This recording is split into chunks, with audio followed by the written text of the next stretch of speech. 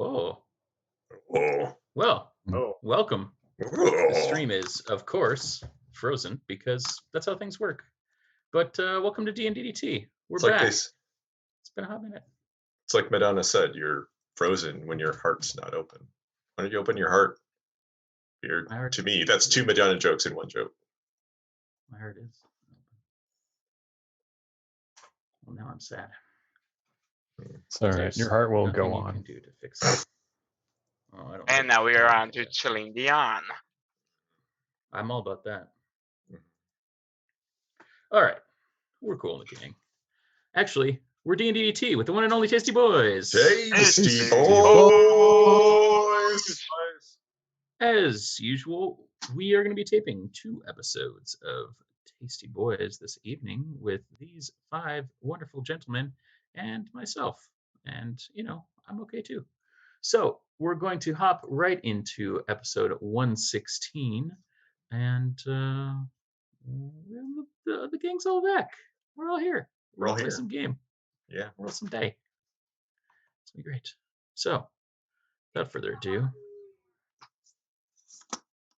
Huey needed to give his intro too. Sorry. All right. Here we go. Hello and welcome to another episode of D&DDT with the one and only Tasty Boys. Tasty Boys. Tasty Boys is an ongoing, fast casual, 5th edition Dungeons & Dragons interdimensional culinary experience. I'm joined by 5 of the boys this evening. I, of course, is your dungeon master, Huey Beardwalks, a.k.a. Beard, a.k.a. James, a.k.a. Biff McClartuge. You can follow me at Huey Beardwalks. Because my dog's name is Huey, I have a beard, and we go on walks, which I probably shouldn't say so loud right now.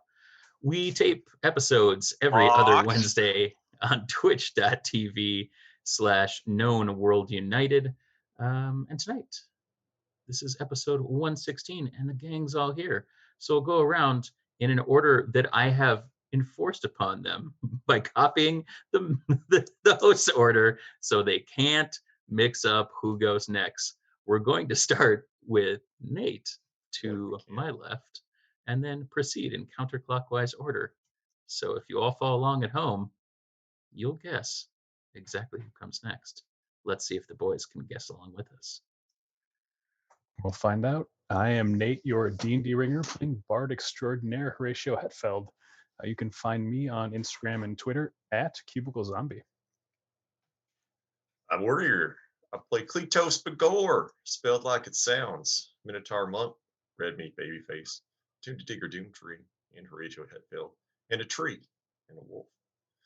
Last time on D&DT, I rode a dire wolf off into a mystical forest for reasons.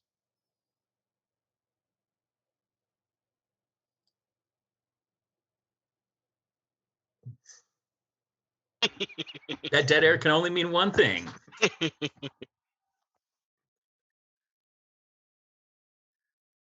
I think you're muted, buddy. Yeah, you got to hit your space button. This means that now that Lom has new gear, the curse is passed. It passes clockwise, but we introduce counterclockwise. Yes, the curse of technology is not on me anymore. Hallelujah. Can you hear me now? now? You got to jinx it. I can hear you now. You can hear me now? I can hear you now. Okay. I'm Orin Veit, resident International Iron Man Deathmatch Superstar, playing Digger Doomtree, Tabaxi Warlock of... Tabaxi Warlock. And I'm in the throes of a moral quandary right now. Existential crisis. It's like my everyday real life. Gosh, I hope Rock uses his axe in this episode and we can call it Existential Crisis. I'm going to write that down. Your odds are good. Very good. Hi, I'm Dan Fitzgerald. I was playing Lom McHillface, Dwarven Rogue, Barbarian, smashy, cutty, stealing all the things. Currently sitting in the middle of a village, fighting direwolves and possibly looking to punch my dad in the throat, depending on which one happens first. We're not there yet, so yeah. But we're here in a weird forest, in a village in the middle of nowhere. Yay! Wingardium Leviosa. And I'm Joel at Finger Twitchings, resident artist, playing Big Bloody Rock Leafbottom, the halfling barbarian turned monk. Last time, he tried to become a leader of the pack. Didn't go so well. I thought it was great.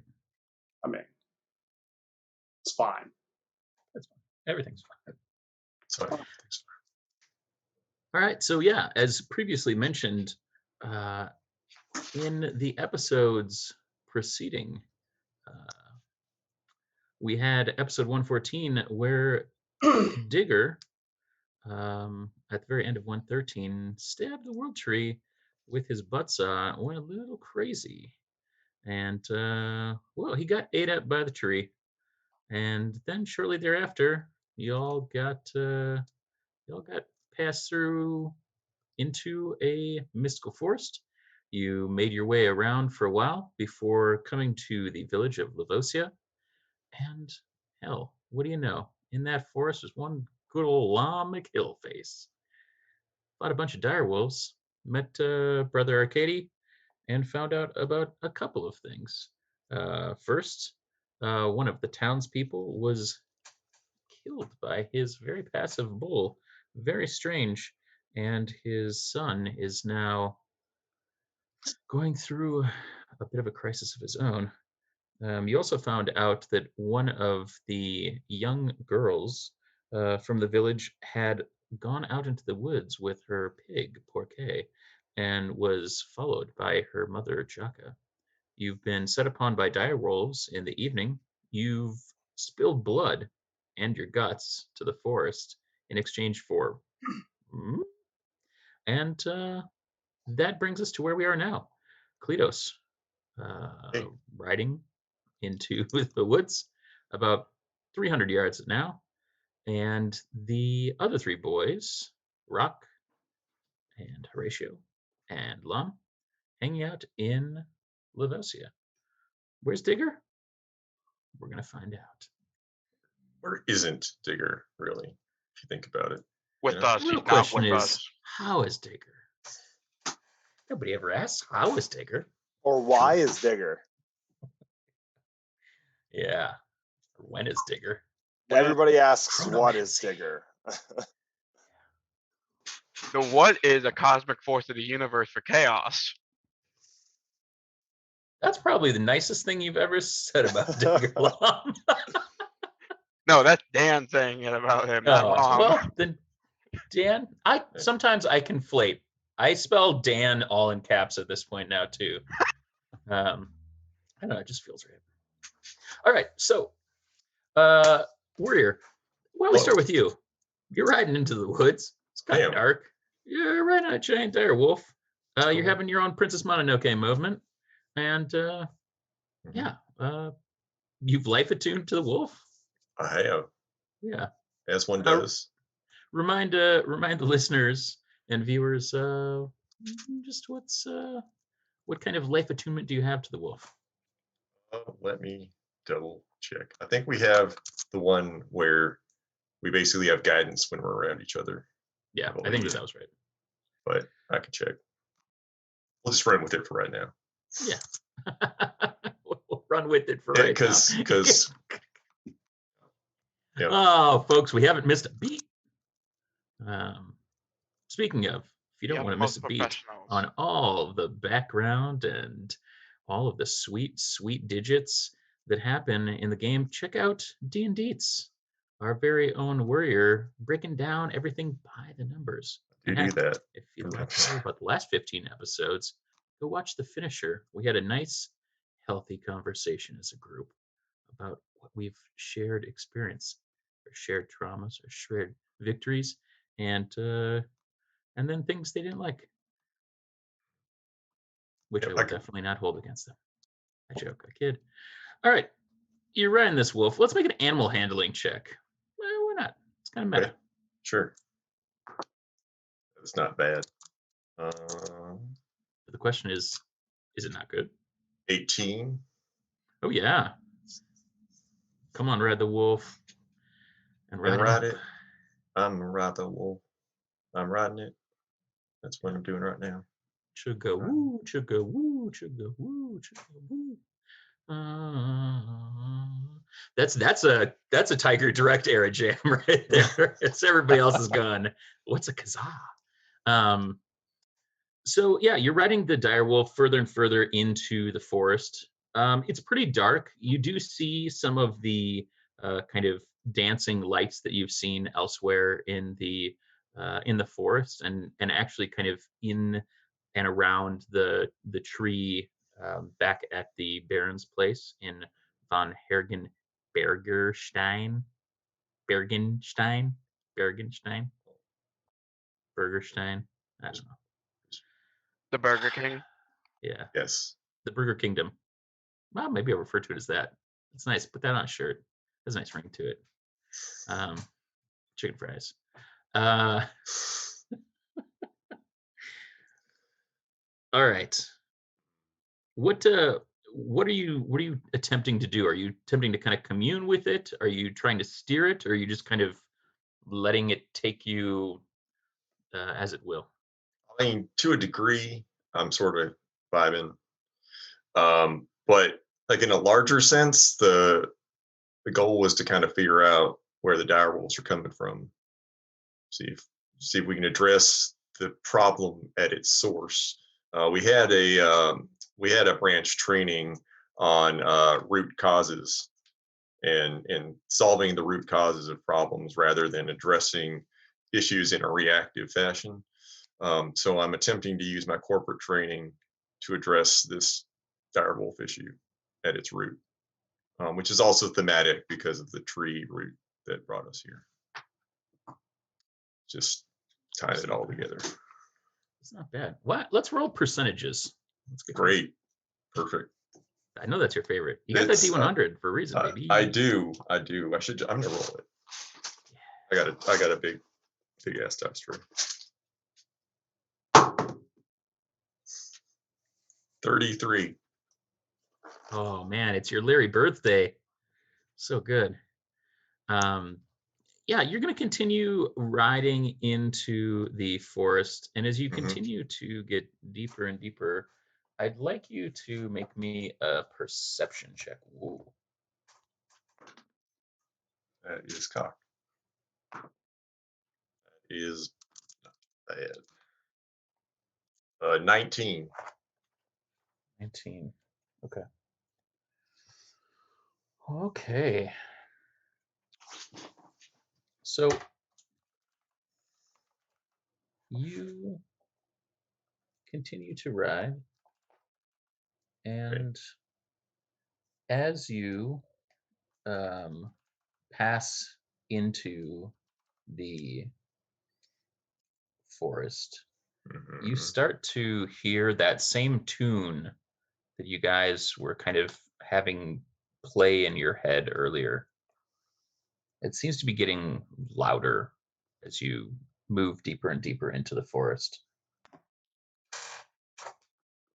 Okay. Does the wolf seem to be responding to the tune in any way? Yes, it's becoming more aggressive. But as you speed up, as the wolf kind of snarls and bucks a bit, as it begins to fade, you can tell that it is slowly kind of calming down. Things feel a lot less dire. Basically, there was a sort of a crescendo, and it is since tapered off, and everything's cool again. Yes. Okay. I'm gonna continue to let the wolf run the show here, but I'm gonna note as best I can where the music was picking up, so I can try to remember if I'm coming back this way. All right. Yeah, why don't you make me a survival check? Okay. Hmm. 12. Okay. I will mark that down for the future. All right, roll me a d6, warrior. Oh. 3. 3. All right, you go into the forest for about another 3 minutes before the wolf starts to slow down as it approaches a creek. And the creek, you can see, actually leads up to a small mountain cave. And the dire wolf kind of slows down and begins to head that way. And as you get closer and closer to the cave, you see a familiar sight. It's a Tabaxi, What? and he is curled up on a rock right near the edge of the cave. Okay, like So let's sleeping find out curled what's up? happening in Lavosia, right? You piece of shit. All right. So things have settled down a bit. Horatio, you did a lot of good work in healing a couple of the stricken villagers. They seem to be, for the most part, doing a lot better. Not everybody, but you got to the couple that were near you and really did a good job. People are pretty shaken up. This was kind of after nightfall, but it wasn't too late into the evening. You had been talking with Brother Arcady and a couple of others, hearing a bit about Lavosia. There's about 75 people that live there. Brother Arcady said he'd been in charge for a couple of years. As we mentioned prior to the podcast, he took over from Giovanni, who took over from Richard Nixon. Um, and so, yeah, you have the kind of dead villager that was killed by his bull. You have the young girl and Porquet that have wandered off into the woods. Yeah, there's been a series, in fact, as Warrior said last time, of unfortunate events that have fallen upon this village. So you can get them calmed down, but I'd like to know what you guys want to do here, and how do you want to proceed post siege? Well, I would love to cast Ascending spell, but I have no spell slots. That will happen. Do we still have our clamshell phones or no? Nope. Yeah, that's what I figured. So we have no way of contacting Kleatos guys. Is that my guess here? Not until tomorrow. That's true story. Uh, We could try to track him. yeah, but he's also a big minotaur, and I'm worried about him because he's a friend, but I'm not worried that he's gonna get hurt. He'd probably just take out the entire pack by himself if he wanted to, or befriend it and adopt him. We have like 50 pet wolves next, so it's not like I'm worried, but it's just like should we go after him or It is the middle of the night, right? it's early Yeah, it's evening? probably about 10 o'clock by this point. Oh Okay. yeah. Rock, do you think you can track him down? Tracked a boat once. You know what? I'll take it. Let's try it. Wolves at least leave footprints. It's true. And leave boat prints, right?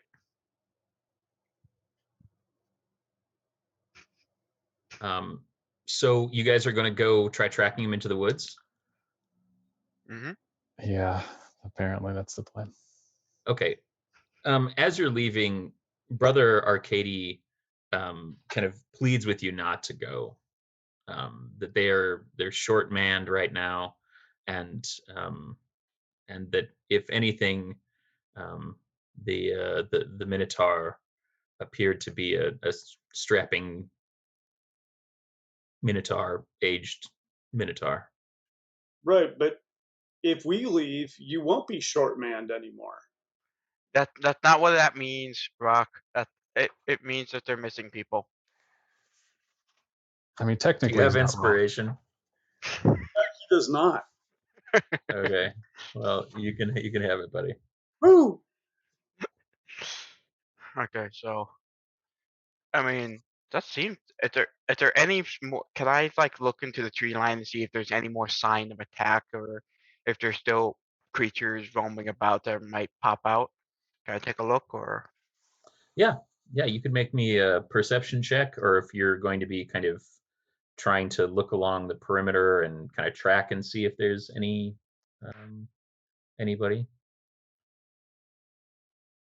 You can do survival. I'm You can do gonna go with. investigation.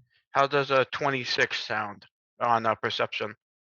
I mean, it sounds really good. What do you want to know? Are there still creatures lurking about that might come and attack the towns? That's what I was just looking for. Just a general. Is there still like a pack or something roaming around trying to, might jumping in like the other dire wolves? No, but as you move away from town, you start to kind of have that harmony kind of play in your head as you head kind of around the northeast perimeter.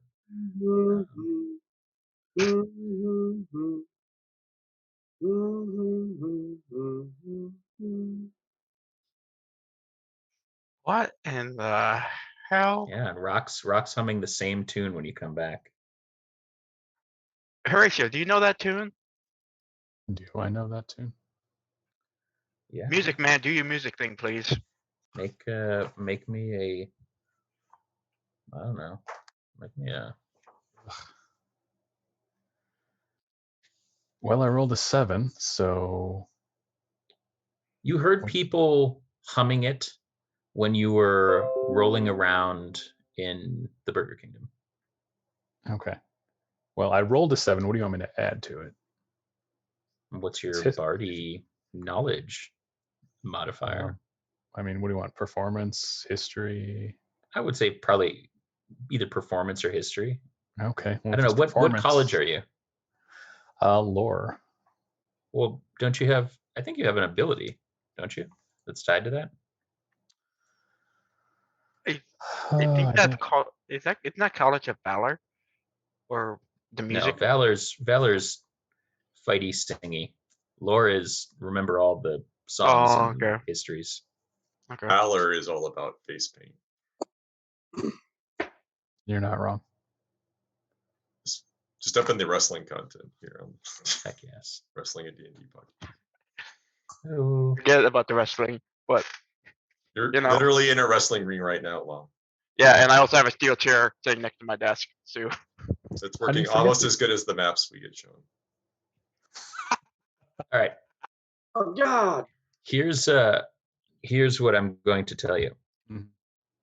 You remembered people humming it while you were rolling around the Baron's town. You don't remember exactly where they were, but you remember it having, based on your keen bardic skills, kind of children's song, kind of ring around the rosy vibe to it.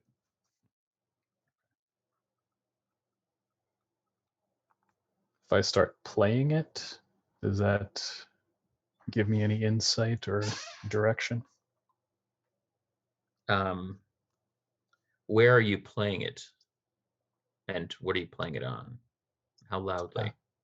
Just kind of on the, well, I mean, where I'm Exactly. standing here on the edge of town, playing it on my harp. I don't have it quite turned up to 11, but it's enough for people to hear. You see one of the people that was speaking with Brother Arcady earlier, and they run out and kind of like stop you from playing that and say, "Do not mock us, Bard. We have suffered enough." I'm not mocking you. I just can't get that tune out of my head. We don't know what it is, and we're trying to figure it out right now with our collective knowledge. Granted, it ain't much between me and I Rob. love that's like the most perfect Lom. Like Lom is like, we are doing this deductive thing together because that is how we solve things. Like he's just recently learned, like, if we combine our efforts, we can leverage them towards a greater end. I mean, we did just learn about setting a common meeting point in case we all get lost. So That is Sure. true. it Yeah, sort of and we tracks. over 100 episodes, and we finally learned frickin' teamwork. Yes, that is true. So the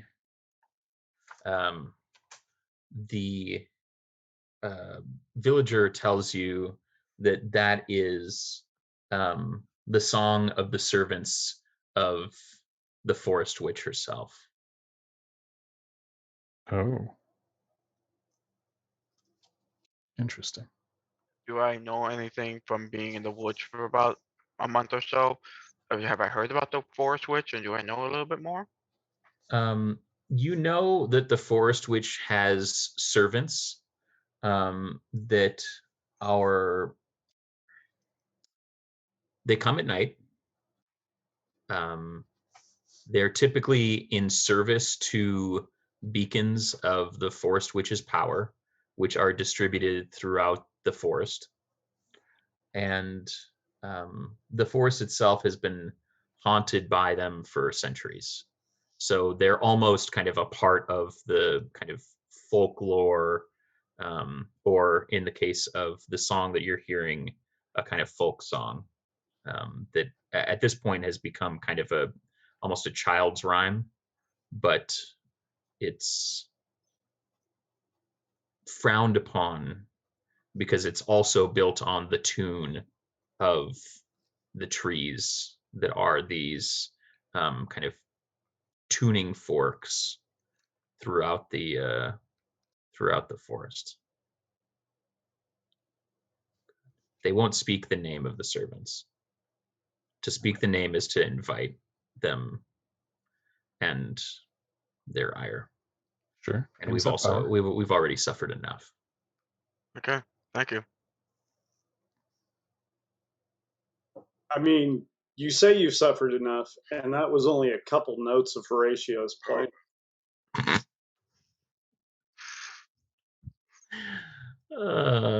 Man, Rock will never get on board with all those fans you have, Horatio. I know.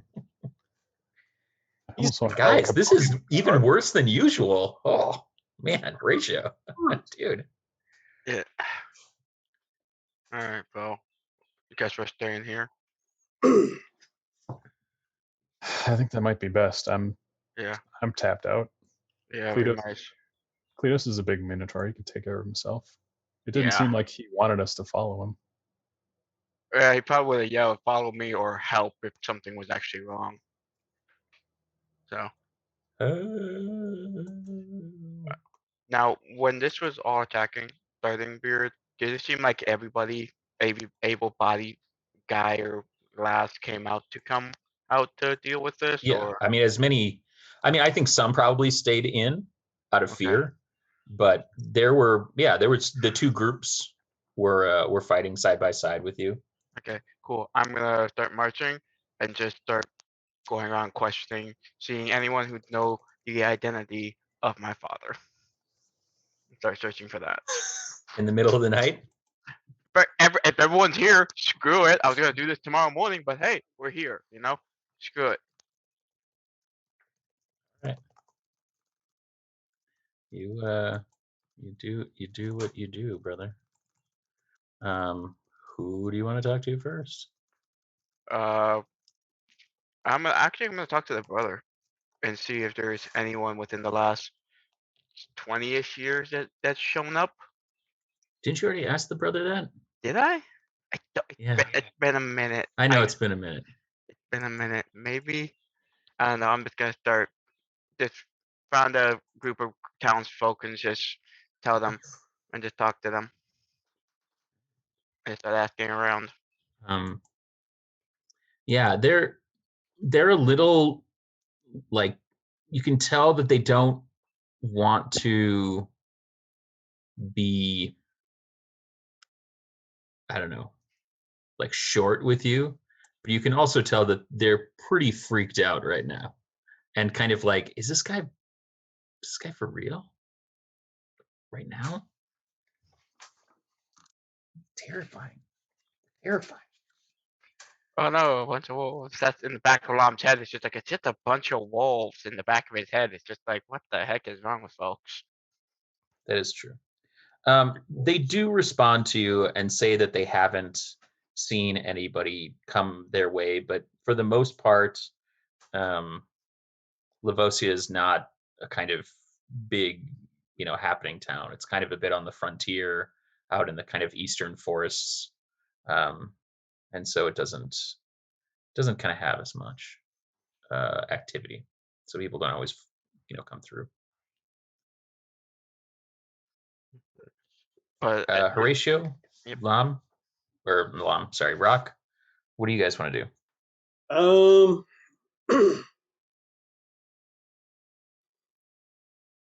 Does the town have a healer by any chance? Oh, that's a good question. Like a shaman? Yeah. Yeah. Because I would like to search them out and see if they can patch me up a bit. Okay. All right. Yep. You are pointed in that general direction. Horatio? I mean, if we're not going out looking for Kleatos, I'm just going to try to get some rest. Okay.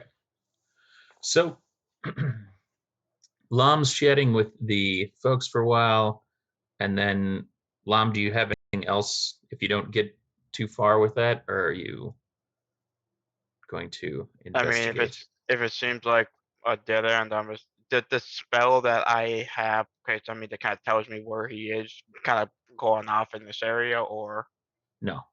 It's pretty far away. still. Yes. Okay. So I'll say it's probably about 11 o'clock.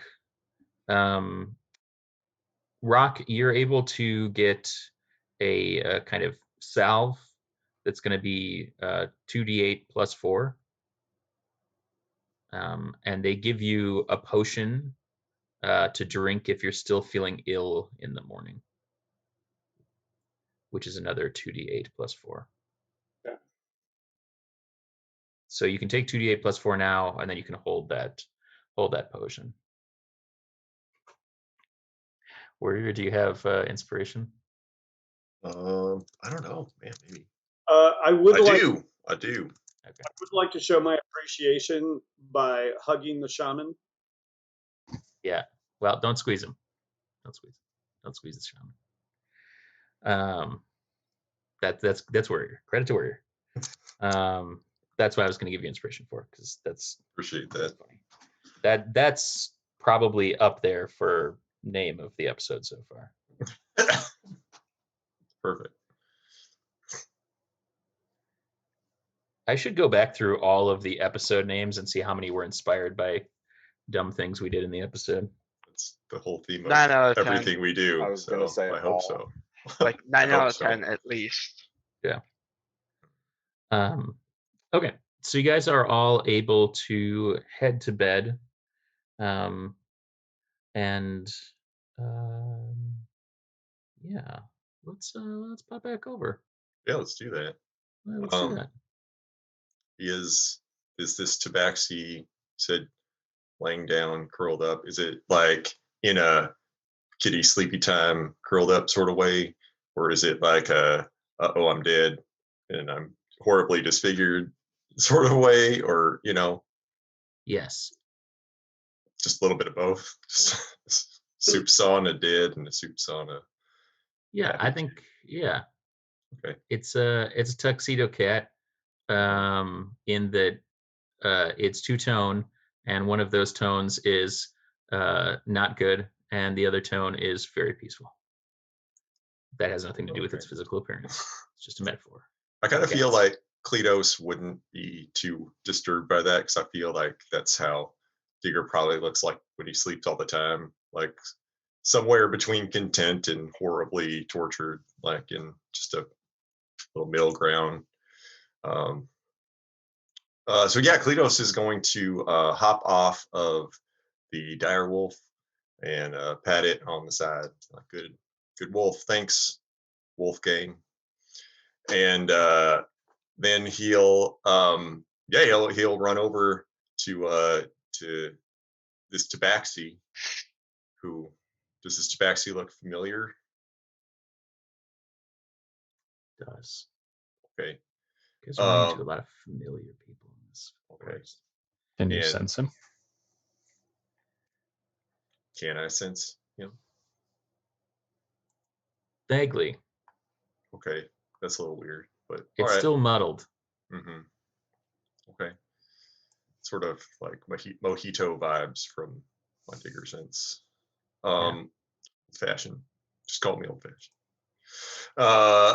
Kleatos is going to run over to Digger. Is Digger awake?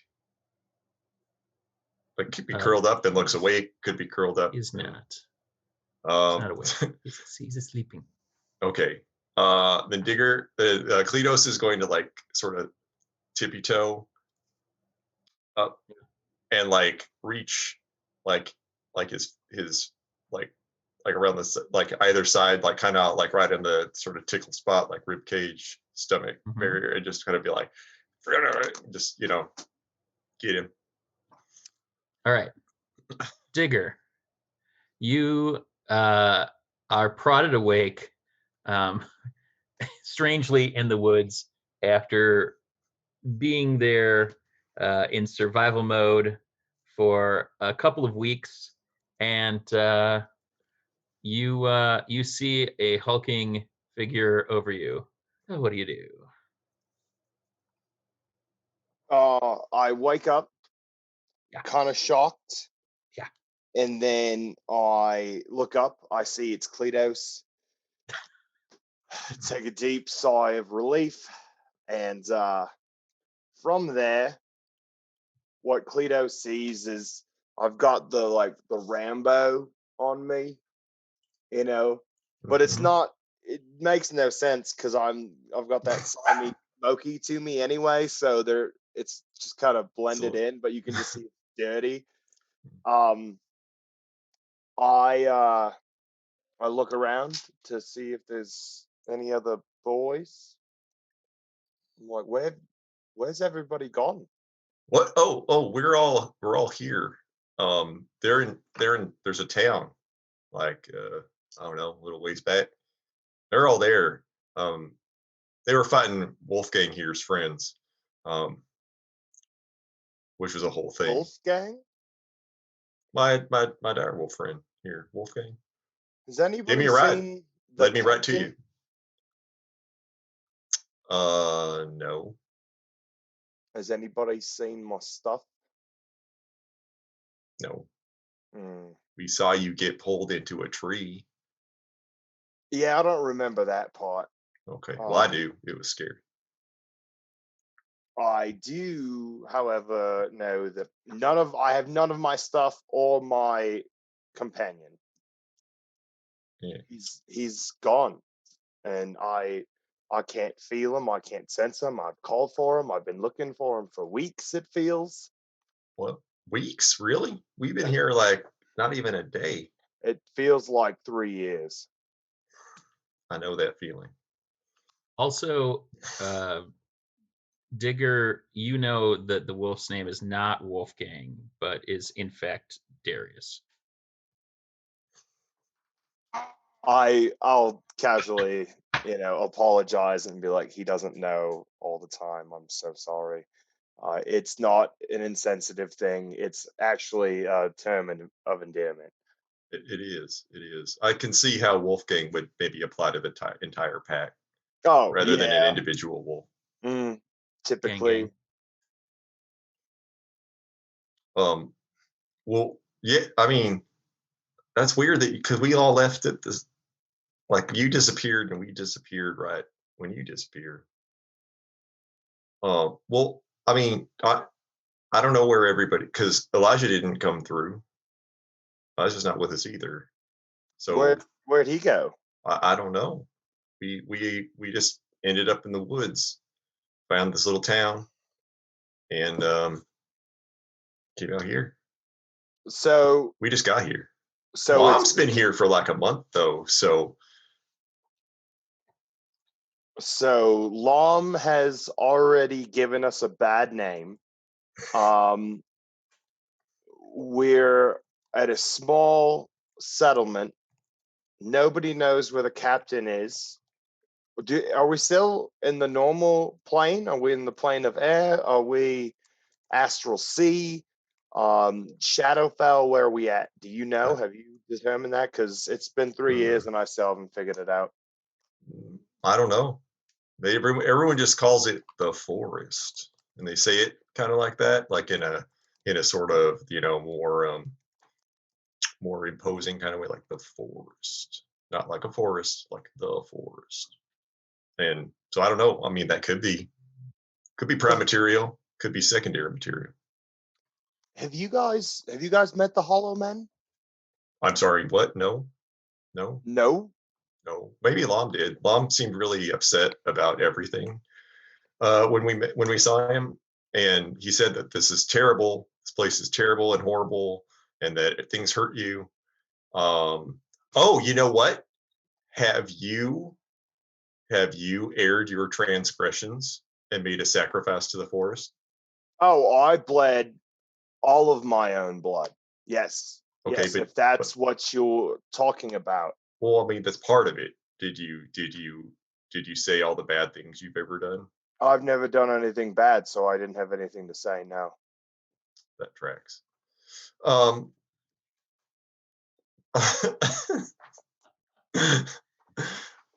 Okay. Well, I mean, you're supposed to speak your truth. That's what Lom said. They asked me about the dude on the ship, and I said, "Look, that was a total misunderstanding," and they totally understood. They totally got it. The guy you killed with your butt. Okay. Mm-hmm. Yeah, Yep, I told the forest about my people I killed on boats. Yep, they agreed that it was totally a misunderstanding, and he probably had it coming after I went into detail about the level of annoyance that he was in our investigative research, and they said, Okay. "You know what? We'll let that one go." Yeah, that was the Wow. only thing I really thought I might have to bring up. But, Yeah.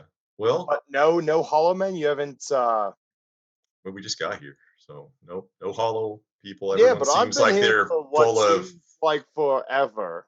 I know that's weird. That's weird. Hmm. But yeah, Right. everybody we've met seems like they're full of guts and stuff. Okay.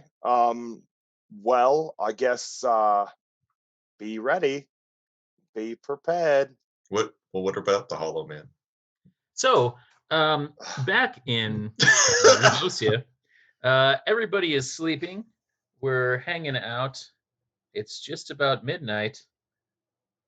And the boys hear a blood-curdling scream as Kostya, who is one of the townspeople, and they are in the northeast area, the kind of furthest up to the northeast.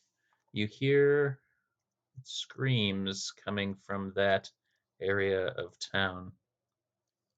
You guys are located in the kind of heart of town right now. And Kostya is up in this area. It's the kind of most northeasterly. Can you see? By the footpath? Yes. Excellent. I It was guess slightly more successful than usual, though still not very successful. It's all right. It was a thriller. So I guess grab our weapons and run for it. Towards them. Yes. Towards the danger. absolutely. I grab my axes and my hatchets and go running towards the danger. My cleavers. Excellent. So as you run up there, you can hear Kostya's wife screaming, and you see a crooked thing that lurches into view, a creature made of moldering briar, bone white parched branches, and polypore infested tree trunks. It grips a long, cruelly bent sickle in one hand. The weapon hung with the corpses of countless animals, some of which seem to still twitch. The creature has no eyes, but it seems to be looking for someone, and as it raises its formless head of aged wood, an idiot moan drones from it as it stares slowly around. It looks like a Hollow Man. Oh, that's a nightmare-inducing picture. Thank you for that, Beard. Sweet. That You guys is, weren't sleeping anymore anyway. yeah. I mean, yeah. Thanks. Don't have to tonight either. Pew pew pew, pow pew. We all know that sticks and stones can break your bones. Oh, wait. No, that is the dangerous part. That is the dangerous part. But you said he's Um, mostly made of wood. As you're running towards it and it's shambling towards Kostia's house, his wife continues to scream and it begins to bang 3 times on the door. And once it sees you coming, it slowly turns its head and begins to stagger towards you. Well, we know it's not a trolley, No, because that would be clang, as clang, clang. that's a true story. As you get closer to it and it gets closer to you, you see that its head is a moldering, eyeless sac ending in a flaccid sheep jaw, and its hands and spastic legs are bent branches that used to move along the ground like an injured spider. Such good Hey, description. Horatio, what are the chances that we can talk to this thing and maybe talk it down to make it leave without having to hatch it up? Oh, I'm gonna guess 0. You want to try anyway, just to see what happens? I don't know. Do you, Lom? Hey, ugly! That's probably not the best way to start. Eh. All right. As it gets closer to you guys, you hear that voice, that kind of tone, song kind of dancing in your head. And I'd like everyone to roll initiative.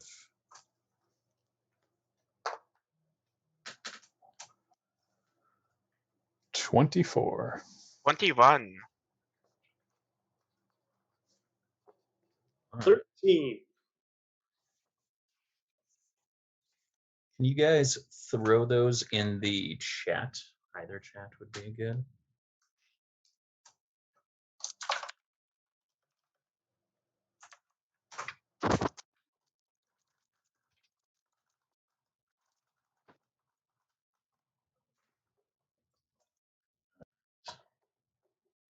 Excellent. All right. Aw, Horatio, you sweetheart. All You right, know what this Horatio, is? you are going. Well, let's see where he's going. Not first. Okay, Horatio, you are going first. Lom, you go second. Rock, you are going third. And the Hollow Man is going last. All right. Well, we'll see how the Hollow Man does against psychic damage. All right. I Sounds will great. pull out my joke book. Okay. Knock, knock.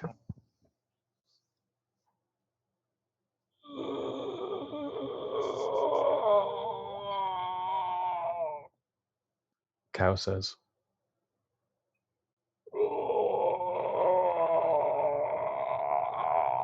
No. Cow says moo.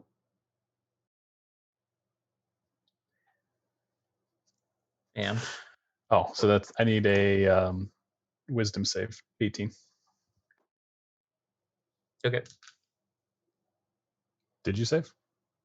No. Okay, excellent.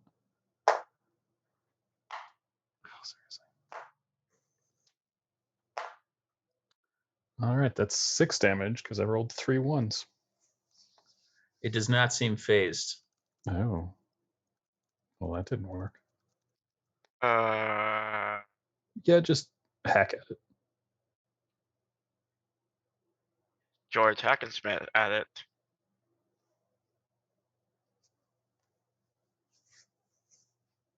It's you, Lom. Okay, so let me see here.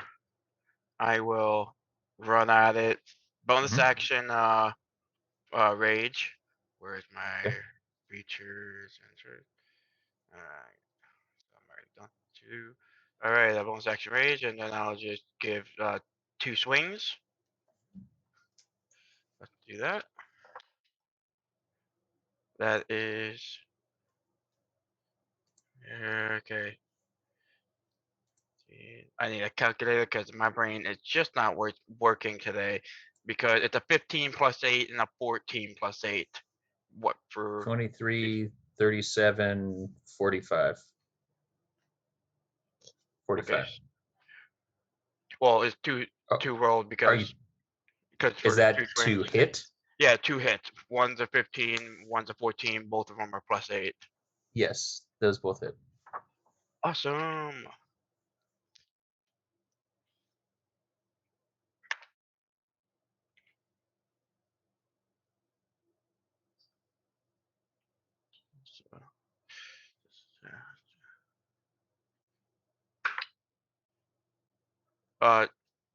Let's go with 17 damage.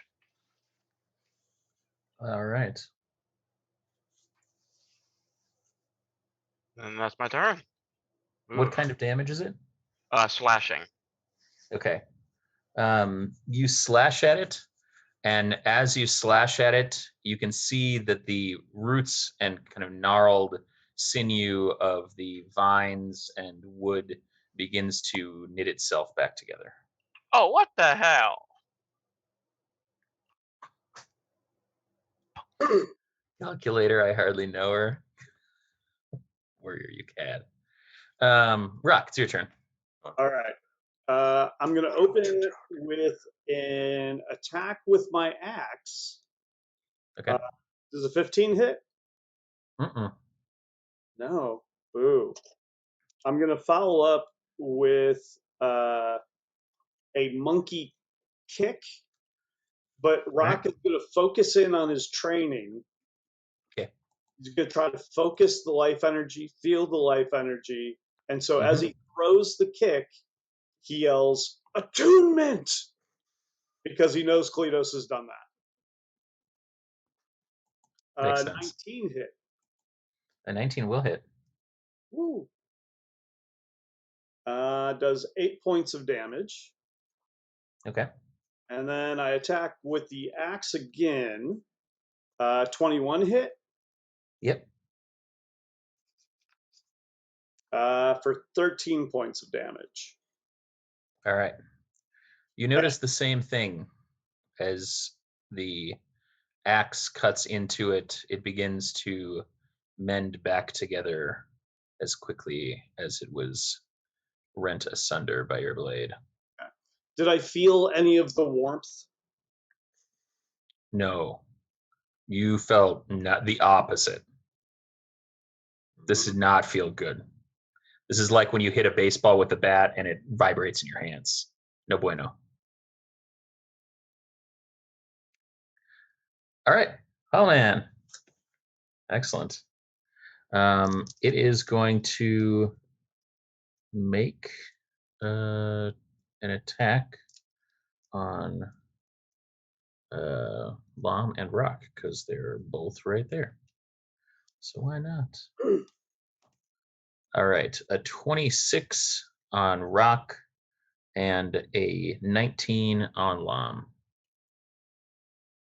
Yes. You know those hits. Okay. So Rock, you're going to take 11 bludgeoning damage, and Lom, you are going to take also 11 bludgeoning damage. Okay. Excellent. Back to the top of the pops. Horatio. Are there any torches around? Why don't you make me a perception check? That would be 32. You see that there is braziers lit like into town, but you don't see anything kind of out here by the Kostya farmstead. All right. I would like to light a torch. I'm assuming that'll take my action. It will. Yeah. All right, then I will wait to try to light that dumb thing on fire.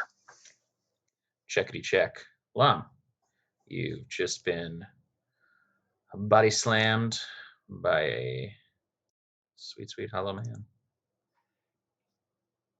No, this is just a point of order.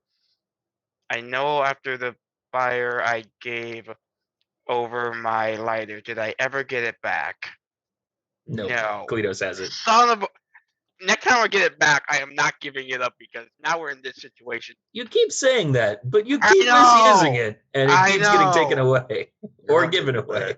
back. I know. I am aware. I'm Screw just it. saying, Lom had all that great character growth giving it away, and now he's regretting it.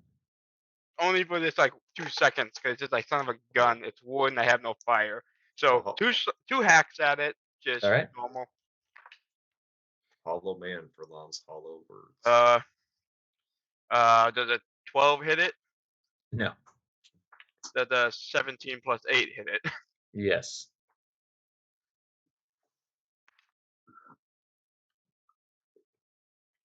Uh, 12. 12 damage. You cut it, and it Heals right back mysteriously up. heals back together. All right, Rox, your turn. All right. Gonna attack with the axe. Okay. 25 to hit. Yeah. Like he would learn. No, this is great. This is perfect. 13 points damage. Yeah. He's going to throw another kick, trying to focus his life energy into the kick. Yep. 22 to hit. Yes. And that'll hit for 8. And then he takes another swing with his axe. So I have a question, Joel. Yeah. Is Rock high enough monk that his fists are considered magical weapons yet? No. Okay, I didn't think so. I just wanted to confirm. They're just considered fists. Yeah. Magically man's back together. But they're kind of like, you know, they're he's got pretty ham hockey fists. Yeah. Oh yeah. They're thick. Yeah. But they're not like thick with a CK magic thick. No, it's not magic thick. True. Just a quick question. Yeah. What weapons are considered magic weapons? Ones with effects on them, or with ones a that plus? are magic? Well, obviously, but aren't like plus weapons considered magic? No. Or okay, No. that's what I figured. They have to be actually like enchanted weapons. Like +1 weapons are not necessarily magic weapons. They're just finer crafted weapons most of the time. They're made of like finer the steels, other things like that. Yeah. Okay. Yeah. So, like if you'd kept that magic weapon that you buried with Sergier the Knight, or the Dragon Slayer longsword that it now with the rest of Tasty Towers in a rubble. Yep. I nated the attack roll, Yep. so I'm using my newfound inspiration. Okay. And re-rolled a 16. Yeah, 16 hits. All right. For 8 damage. All right, and that's with your axe? Yeah. Mending back together. Rock's hope is that if we keep doing damage, we will outpace the healing. Yeah, dude. Hey, Rock is rock solid. That's rock solid logic as far as Rock goes. I love it. If you don't, you know what? I'm gonna give you your inspiration back because I love good role play. Love it. All right. Here we go. The Hollow Man like turns its head around the other way and sees Kostya and his wife trying to make a run for it, and he begins to shamble towards them and uses his entire movement and action to basically cut them off from running out the front of the gate out into the lane that leads out into the forest or back into town. Would that prompt an attack of opportunity? Yeah, since we're both within its range. Yeah.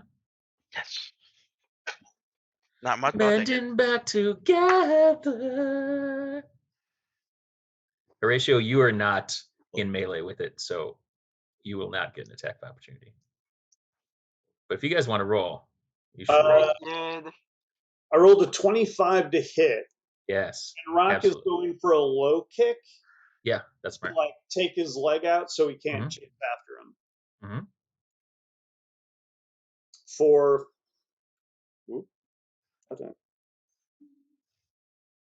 For 7 points of damage.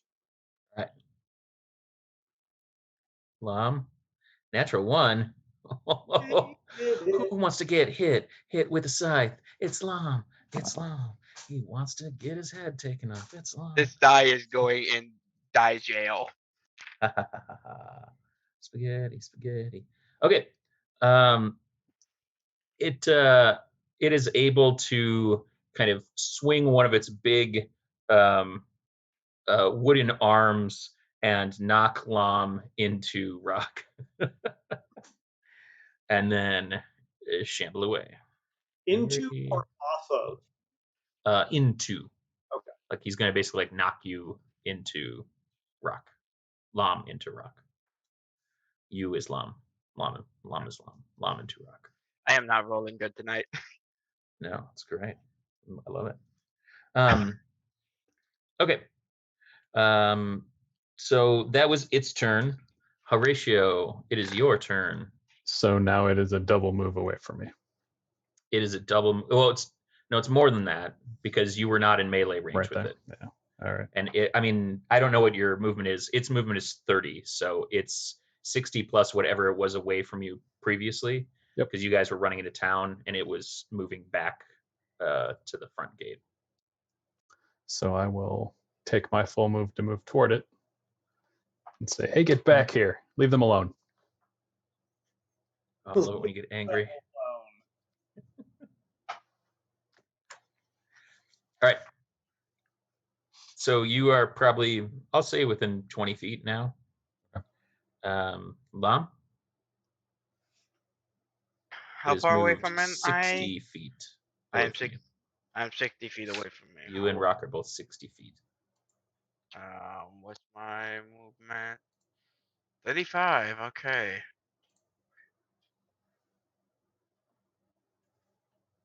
Can I move up my 35, go into my boot, and throw my dagger at it? Yeah, sure. Yeah, you can make your movement and then, yeah, basically, so you get out of disadvantage for throwing. Mm-hmm. Yeah, I'll let you do that. That's great. That's super smart. I will give you inspiration for that, Dan. Cool. I like when people like think about the game. That's Definitely your guys' strong suit, which is why I'm giving inspiration for 20, basic game mechanics. 20. Now I'm throwing my dagger. Is it glowing blue? Because is the thing a goblinoid at all? Lom, you are very surprised to find out it is not. Son of a bitch, it's not a goblinoid? Alright, so it's a 23 to hit. Alright, and then 1d4 plus. So that's a 4 damage, 1d4 plus 3. Alright. That's my move. Cool. You see it sink into it, and it starts to wrap kind of vines around the dagger and pull it into itself. Oh, come on, that's my favorite knife.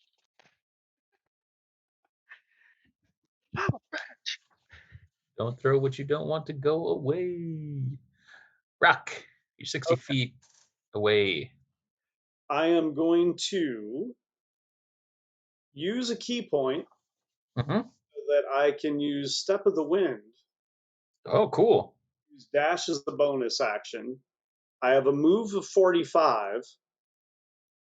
So during the dash, as I close the distance, he is going to harness his axe, grab the Wanzuka,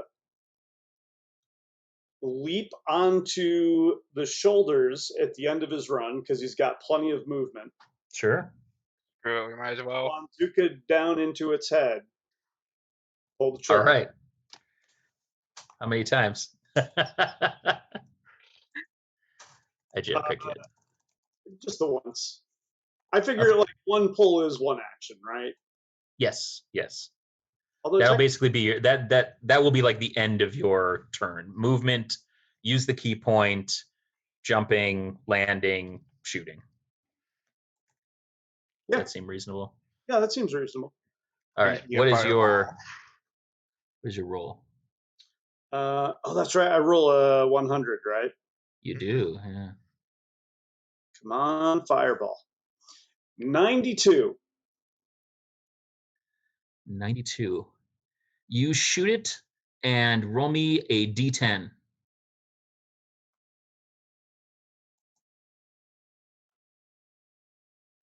2. You gain 2 hit points. Nailed it. Oh my god. All right. It's the Hollow Man's turn. The Wanzuka has never let me down, and I still hold that that's true. Oh my god. Healed me. No, you're up. You're still up on the shoulders. It didn't let you down at all. Yeah. It never turns around or deserts you. Hmm. Think about that. Okie dokie. The Hollow Man just continues towards Kostya. And as it does, it is going to reach out to it is going to reach out and make an attack on Kostya with its sickle. It's within 60 feet of me, right? It is within 60 feet of you. Did you Excellent. move? I did a double move. Okay, yeah. Yeah, it's within 60 feet. Cutting words, -6 to that attack roll. All right. Here we go. It's pretty sweet. All right. -6, did you say? Yes. Okay. It is going to 11, 12, 13. And what is that sweet, sweet villager's head? Oh.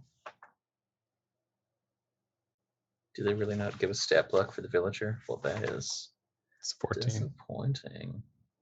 Probably 14. Oh, That villager has an AC of 25. gonna do it. All right. So he is going to sink the scythe into the neck of Kostya, and Kostya lets out a scream. Scream. Then he makes another attack with it. Oh, that's bad. The second attack, he is able to sever Kostya's head from his neck. It's Horatio's turn. But first, let's see what's happening with the cat and the Minotaur. I don't think that's what he meant by cutting words. Oh Such my an inspiration.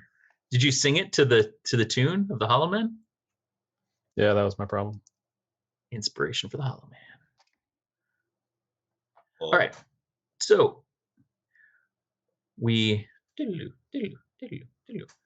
back over, and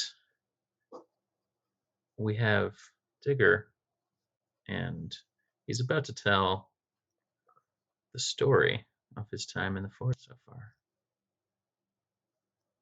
Me in the forest? Well, let me tell you.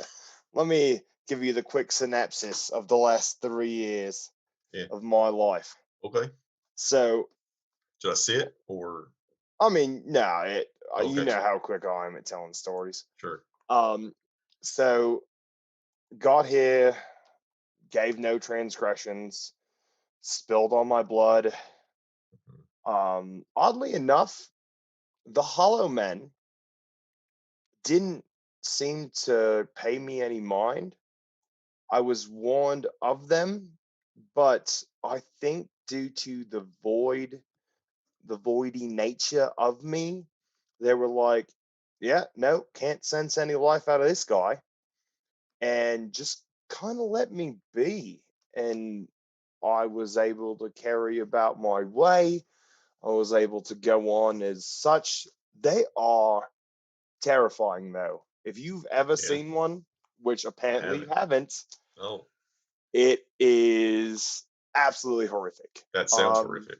Yeah, so imagine like somebody with no soul that looks like they could just cut you in half at any time, made out of trees, like just like Yeah. demonic in the most demonic sense. Extra demonic. Interestingly enough, I don't know, I feel different. I feel Yeah. rejuvenized in a weird way. I don't know what that way is yet.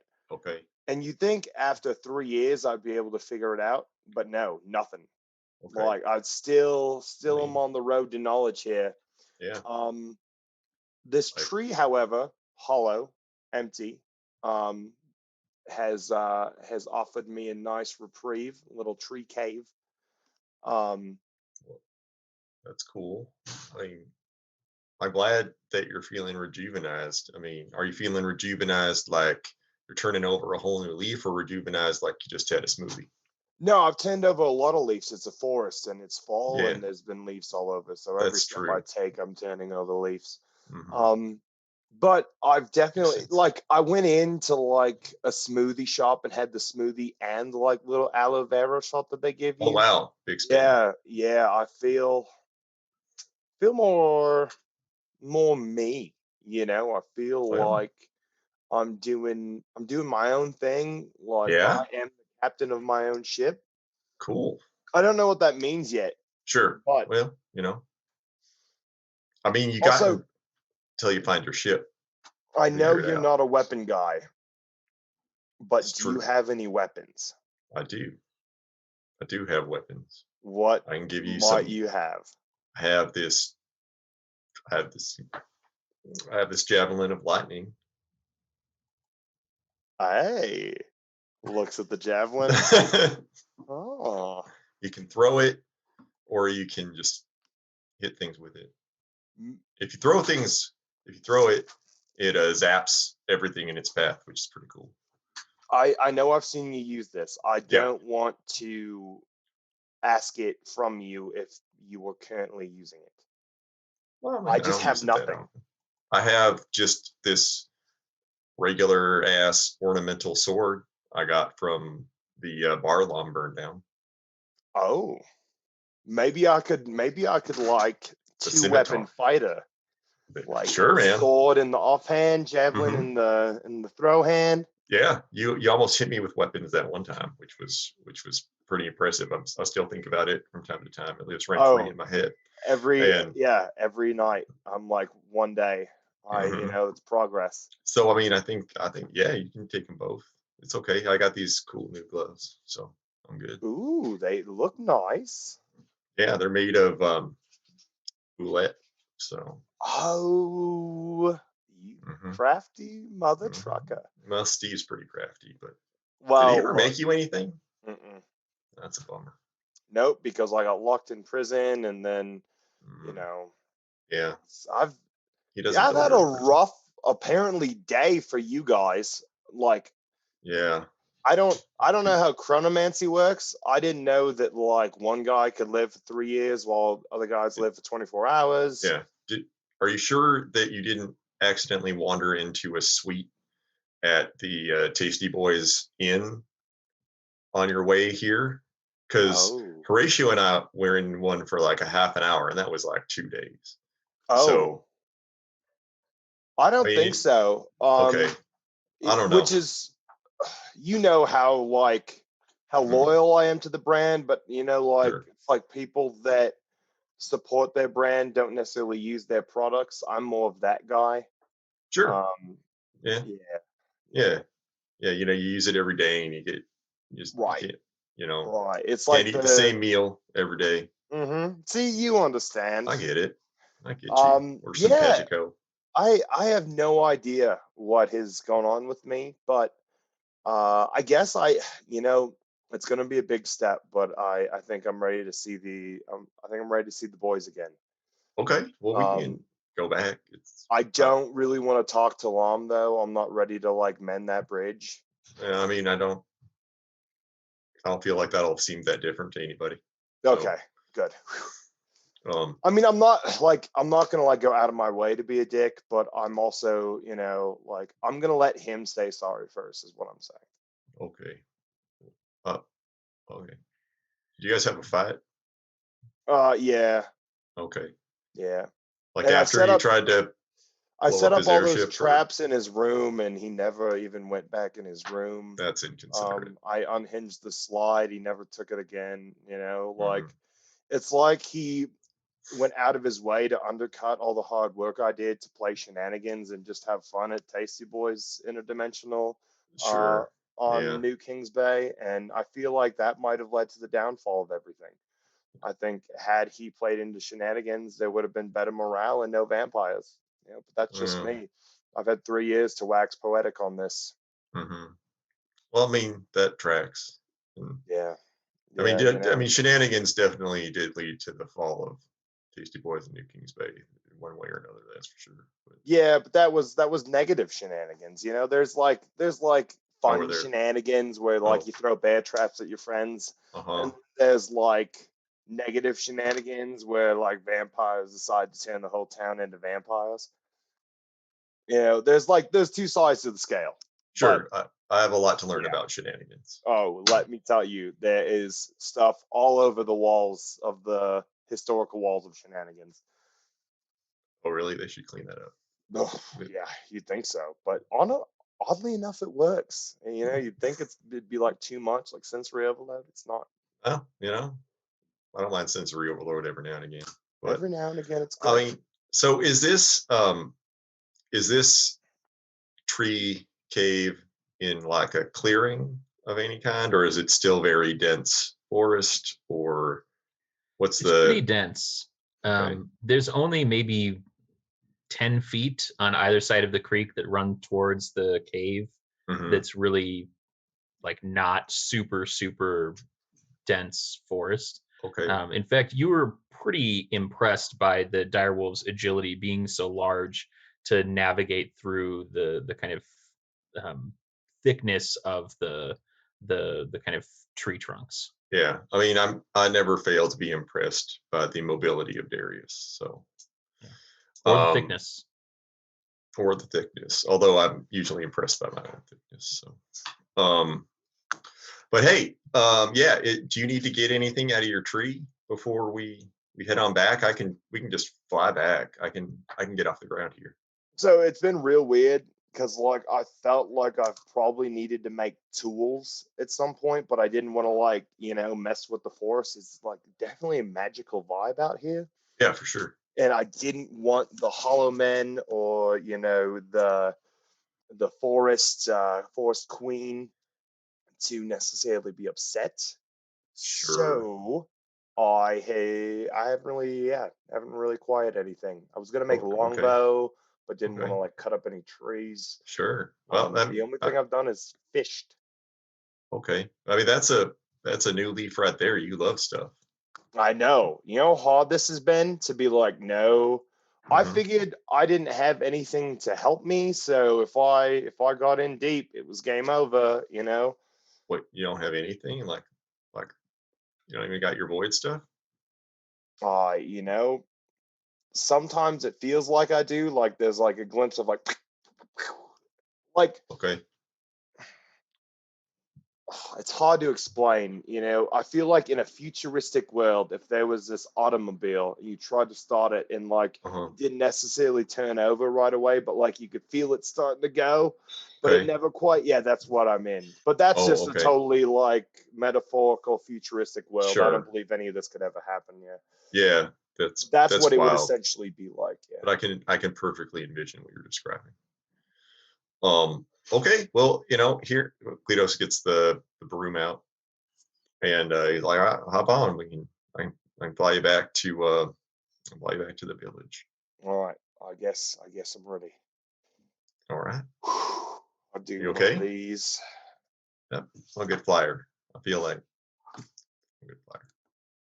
I like touch You the want- earth, rub it a little bit, put a little bit in between the old paws, Mhm. add a little bit more that does literally nothing, and I just It's a I good like look. I like it. thank I you. like it. A Thank you. smoky eye, smokier. I feel like it really makes the blue pop, you know? It does. Yeah. You don't always notice the blue right away, and so Right. yeah, it sort of cools your palate a little bit. Thank you. Thank you. Mhm. That's I've been trying to, you know, Yeah. I've been working with other things. I've had all Sure. this time, you know. 3 Yeah. years is quite a while. It's a really long time. Yeah. I'm insane. glad that you survived all 3 years with the Hollow Men. You know, it's one of those things, you don't mess with them, they don't mess with you. You know, it's crazy. Sure. Yeah. All right. Hopefully Well, nobody's messed with any of them. I'm sure they haven't. They're probably sleeping. Totally. Meanwhile, Yeah. So Kleatos will assist Digger onto the flying broom. He uses the broom's command word, broom, to get it to float, and he'll start flying them back to town.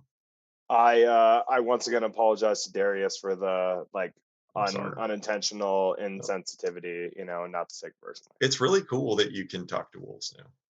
Yeah. You know, as a cat, well, I should have probably always been doing that, but didn't really know. Yeah. Well, I mean, you never know until you try. Yeah, I guess I just should have tried. Right? I know. We're learning so much these past couple weeks. Campsites, working together. It's crazy. It's only been a Trying. couple weeks. I know.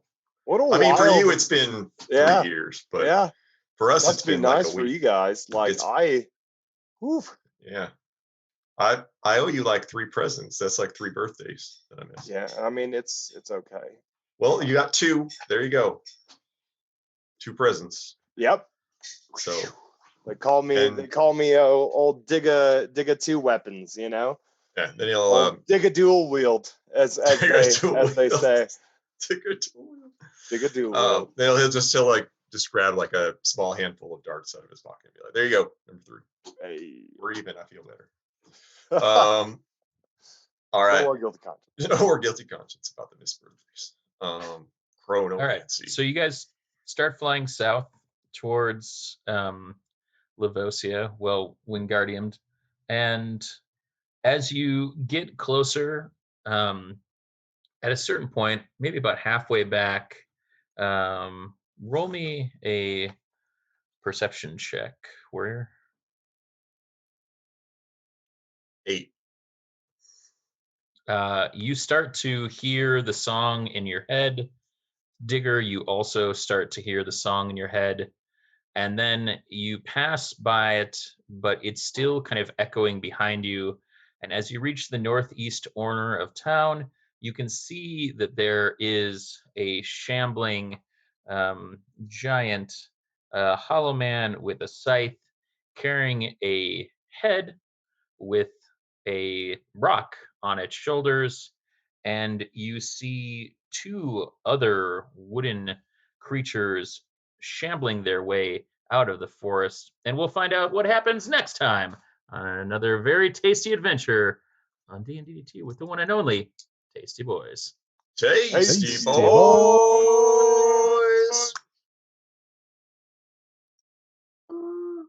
I liked that one. It had the sort of echo. It was like, "Tasty boys." Oh.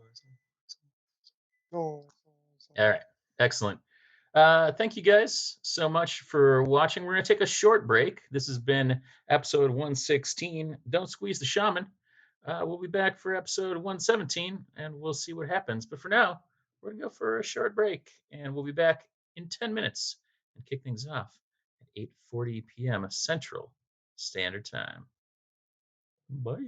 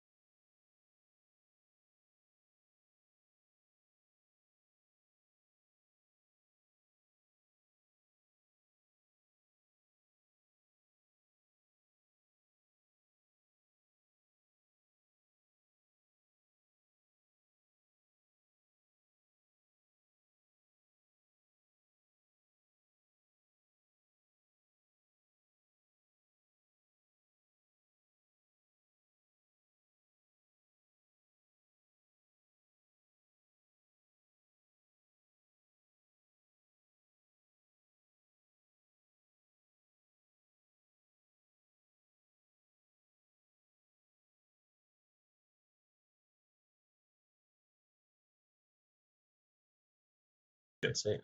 That's how you know you made it. Hey, y'all, we made it. If you want to Made buy it. some followers or become famous, talk to Govengers 2013-22 or KQ Pepita 12378 because they know how to count. Yeah, They'll use definitely promo get your code. followers up. Good old first name, last name, all the numbers. Use promo code TASTY for 20% off your first 1,000 followers. 420. Band. Ah, All right. We are We're back. getting the band back together.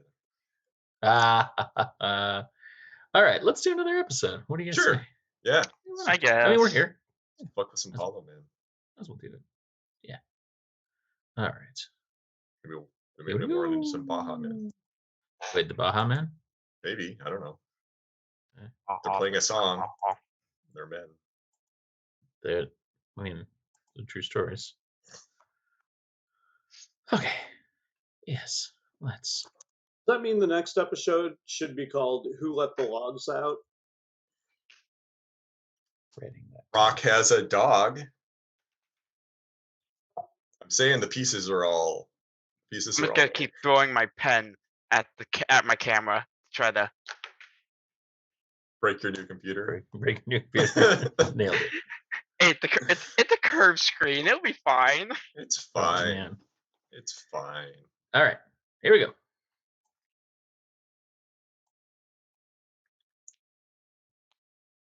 Wait a second. Penis.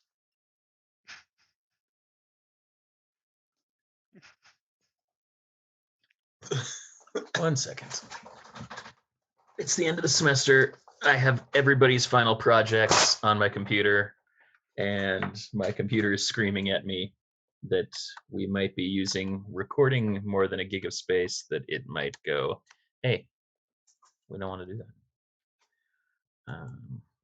So let's change that.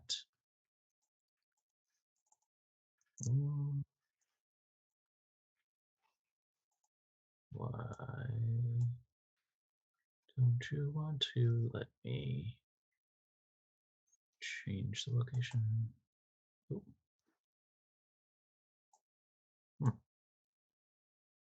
Well, we're gonna chance it. We live on the edge. Here we go. Hello and welcome to D&DDT, an ongoing fast casual 5th edition interdimensional culinary experience. And hey, it's with the one and only Tasty Boys. Tasty Boys! We're back for episode 117. We tape every other week on Wednesdays here on twitch.tv/knownworldunited. You can check out the podcast on dnddt.com or wherever you procure your podcasts. Additionally, you can follow DNDDT podcast on Twitter, or hey, follow our mothership, Known World Unite, on Twitter, and catch all sorts of other great streaming content here every Monday and Wednesday on twitch.tv/knownworldunited. I'm the Beard of Heel Turn Radio. I'll be your dungeon master for this evening and literally all the evenings that have preceded it, and probably for the foreseeable future. I will have the boys introduce themselves in order of counterclockwiseness from me, starting with the one and only Ringer, Nate. All right, I am Nate, your D&D ringer, playing Bard Extraordinaire Horatio Hetfeld. Last episode, I tried to tell a knock-knock joke to a hollow man. He didn't get it. Came up a little hollow. I'm Warrior. I play Kleatos B'Goar, spelled like it sounds. Minotaur Monk, Red Meat Babyface, tuned to Digger Doomtree, and Horatio Hetfeld, and Darius the Wolf, and a tree. And last time, and Elijah, and Lus. Last time on D&DT, I found Digger, and I called Darius the wrong name, and I feel a little bit bad about it, if I'm being honest. And smelled like it sounds, Digger Doomtree. I am Orenvite, resident international Iron Man deathmatch superstar, playing Digger Doomtree, Tabaxi Warlock of the Woods. Tabaxi Warlock of the Woods. Attuned to Kleatos B'Goar. And living my best sister life. That's fair. I'm a woodlock, if you will. I will. Anyway. All right. Nope. We decided to change the order, Lom. I just wasn't paying attention there for like 2 seconds. I'm just gonna throw my pen at my. Hold on. Just to clarify, is this recording? Because I don't see the recording symbol in the corner. No, it's absolutely not recording anymore. I'm going to have to take it down from twitch.tv/Known World United. Yeah, okay. Hi, I'm Dan Fitzgerald, local referee of the Deaf Variety, and I play Lom McHillface. I play Lom McHillface, a dwarven rogue barbarian, swifty, thiefy boy, currently trying to hack away at a wood guy with no fire and no magic weapons, because I am the smartest person for running away, leaving all my gear, and haven't recovered. Also, Still your haven't hair. recovered. And You're my not hair. alone. I'm not alone anymore. I'm not alone in the woods. But I'm technically, lost in the woods. you could both marry your cousin and be your cousin. Think about that. Rock. Ew. And if Joel. You can find me at Finger Twitchings on Instagram, or at least things that I draw. Playing Big Bloody Rock Leafbottom, the halfling barbarian / monk, currently standing astride the shoulders of a hollow man with Wanzuka pointed right down its, I don't know, barrel-like trunk body head, trusting that the Wanzuka will continue to never fail me. Mm-hmm. You just sailed right up to that eyeless sack ending in a flaccid sheep jaw. Mm-hmm. What's new? Am I right? Same as it ever was here on Tasty Boys. So yeah, in a whole new world, we see Warrior, aka Kleatos B'Goar, and Digger Doomtree, Woodlock, rolling back on the broom as two woodwards come rolling out of the forest, headed straight towards our Hollow Man with Rock astride and Horatio and Lom in pursuit. Warrior, Digger, why don't you roll me initiative?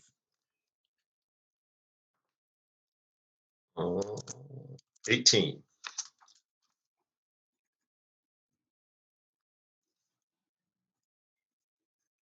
And Digger.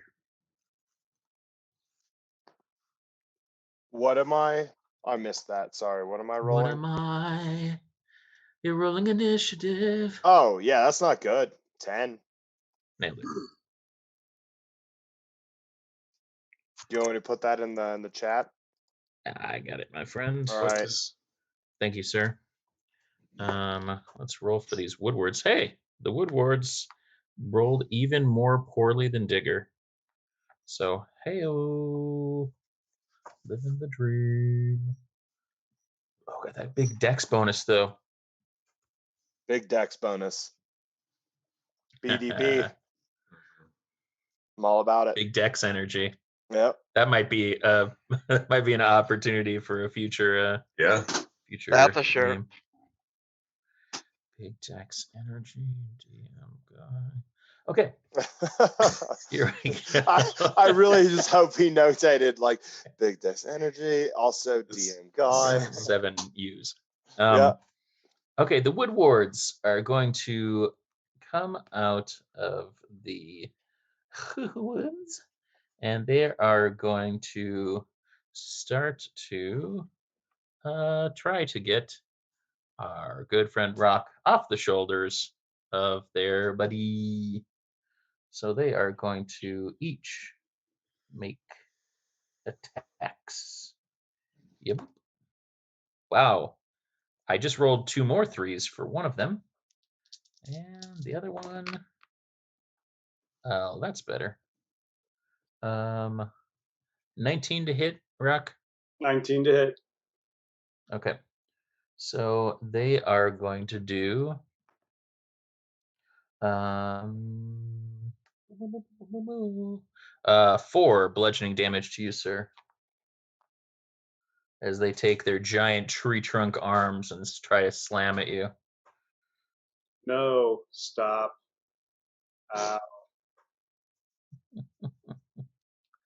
Okay.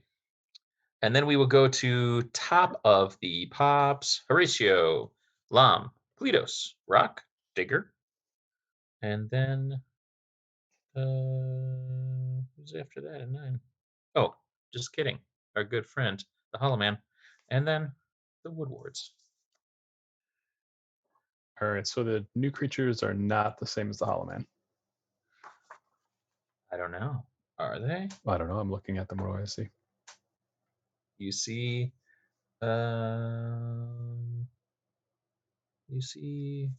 let's see. See if I can grab a picture of them to share with you. Oh man, I can't wait for you to meet some of the fun things that are in this forest. I'll say this. They look similar. They do not have scythes. They look like they are also assemblages of wood, but probably a kind of mixture between a treant and a hollow man that you saw. Okay. How's that? It's okay. All right, so I'm going to use my torch It's okay. and try to light the Hollow Man on fire. All right. I'm going to roll an attack. How should we do this?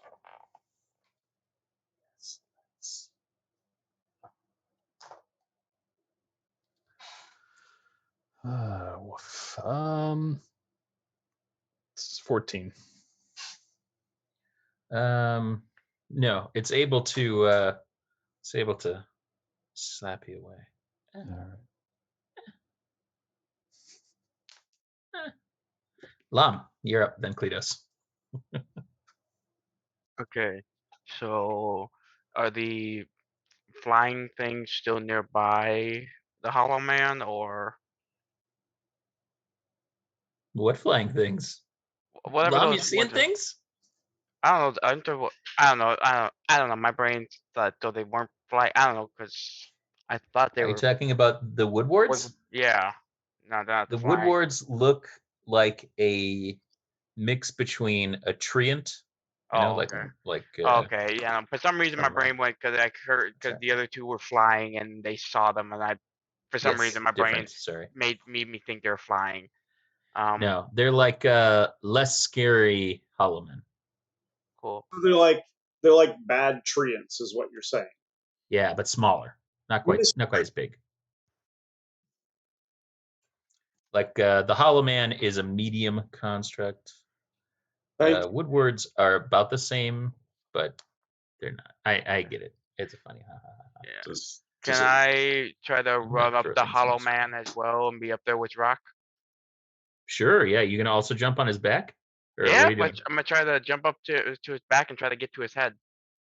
Okay. All right. Yeah, you guys are just make me a strength check. Let's see. Let's grapple. Yeah, let's just wrestle around. You did a strength check.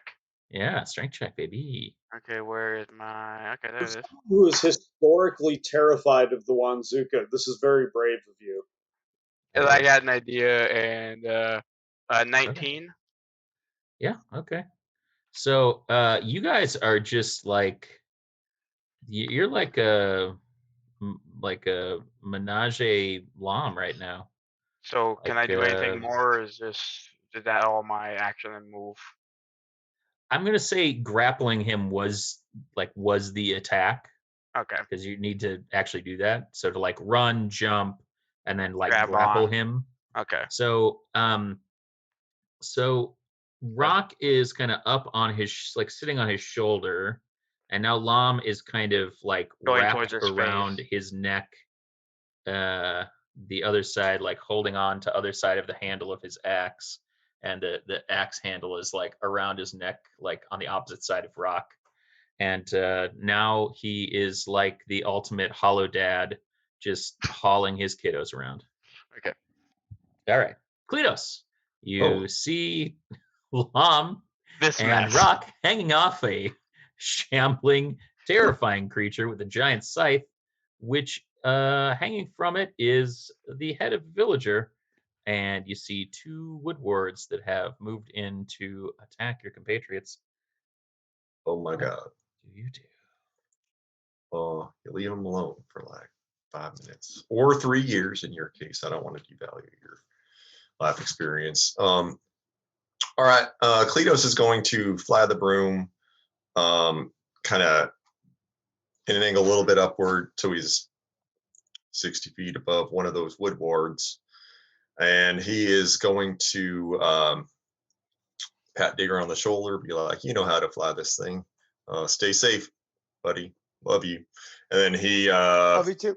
5-star cow crashes Yeah. ever living How this thing? stuff out of that wood ward. Okay. And that's a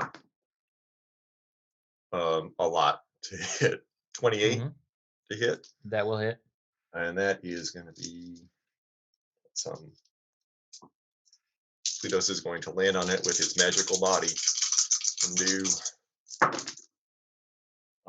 not bad. All the damage. Not great, but not bad.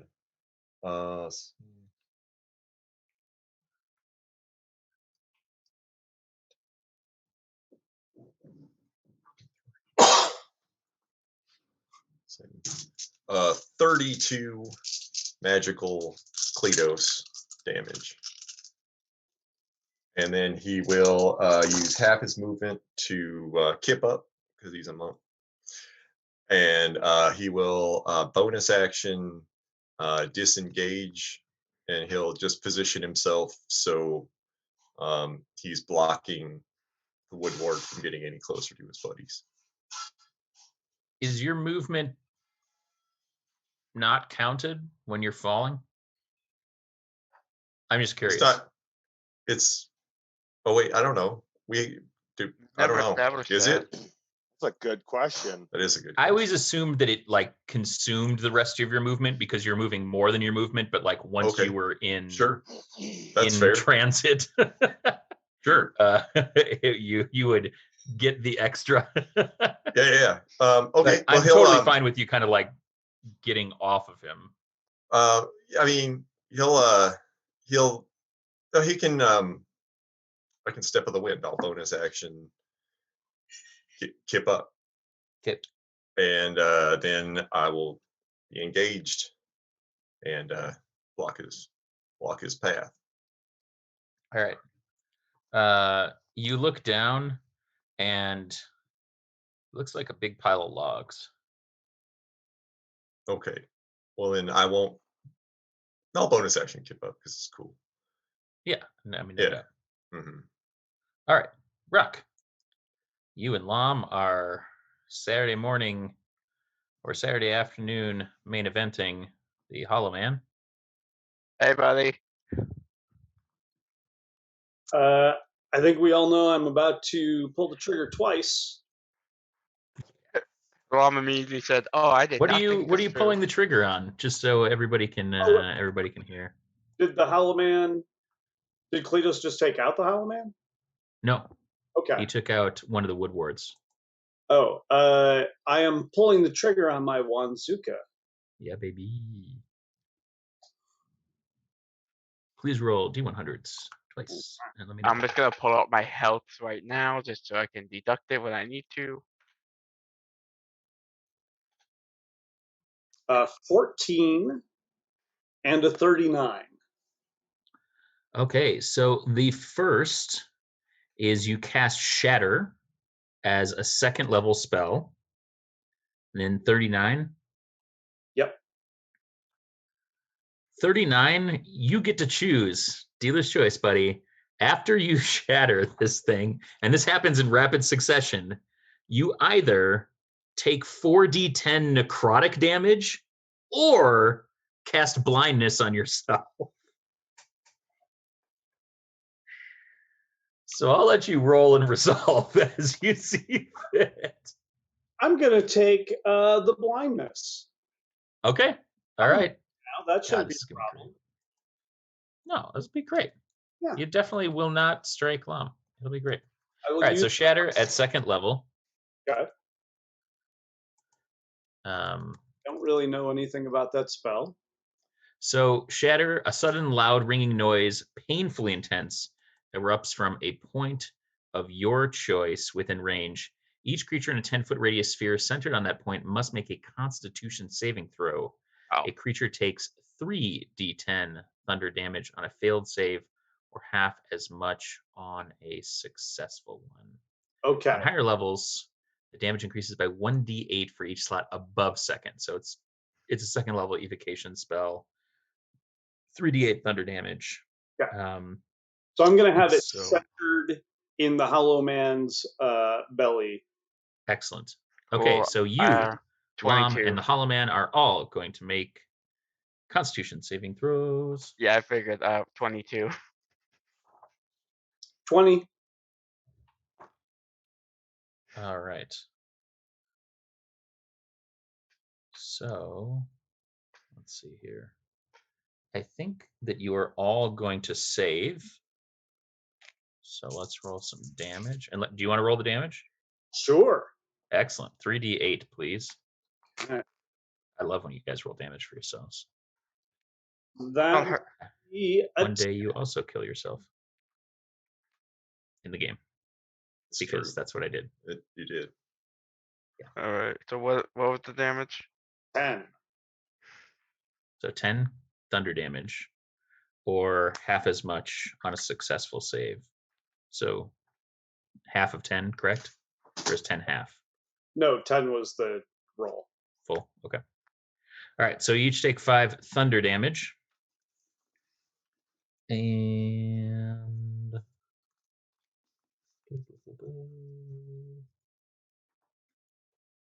And yeah, that is Rock's turn. And Rock, you are blinded.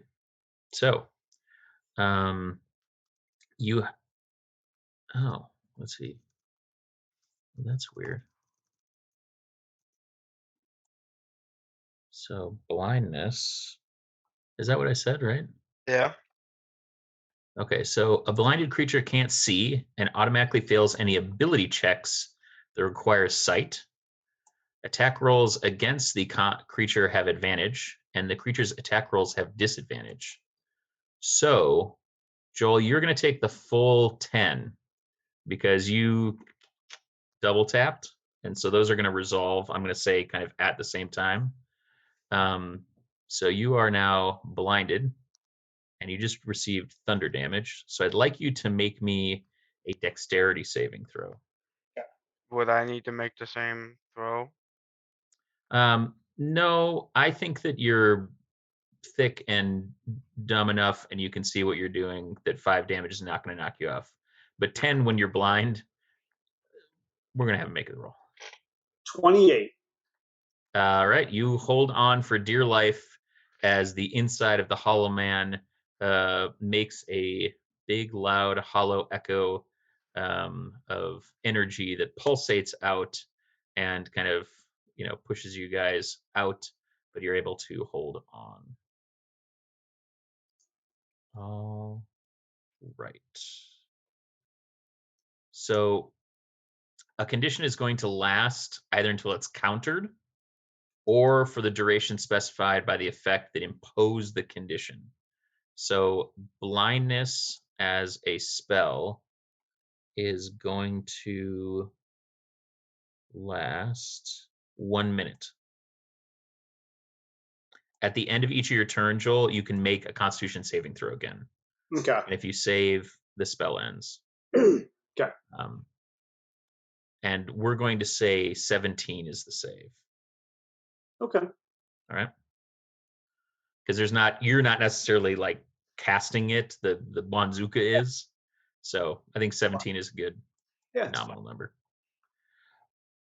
Okay. Digger, you are on a flying broom above where your dear friend Kleatos has just hurled his body at a big pile of logs, and Rock has just double tapped the Hollow Man in the head, and you heard a loud ringing noise, painfully intense, radiating from the interior of the Hollow Man's body. Oh, I'm just hanging out. Yeah, like I said before, you don't mess with them, they don't mess with you. Clearly, nobody has followed that. So I'll yell down, "Hey guys, if you don't mess with them, they don't mess with you." In my experience, us. What did you Agent- say, Rock? They messed with us. I blame Lom. He killed an innocent person. He knows what he did. Speaking Not of, anymore because he's dead. the Hollow Man is going to attempt to slam the two of you off of him. So he is going to smash at you with his big limbs, one on Rock and one on Lom. Oh, nat 20 on Rock. Ooh. And a 19 on Lom. Plus 7. So let's do some damage. Oh, baby. Okay, so Rock, you're going to take 27 bludgeoning damage. Lom, you are going to take, 20 bludgeoning damage. I rolled a 6 and a 5 and a 6 and the 6 for my 2d6 plus 4 bludgeoning damage for slams. Sometimes Can be hard. So good. So good. All right. And he's going to use his movement to just keep moving towards the wood. One woodward is down. The other one is going to now move towards Kleatos and attempt to attack him. Rude. Kleatos, it is going to make... actually, it is going to intensely glare at you, and its eyes are going to brightly light up green, and I need you to make me a charisma saving throw. Okay, I'm very charismatic.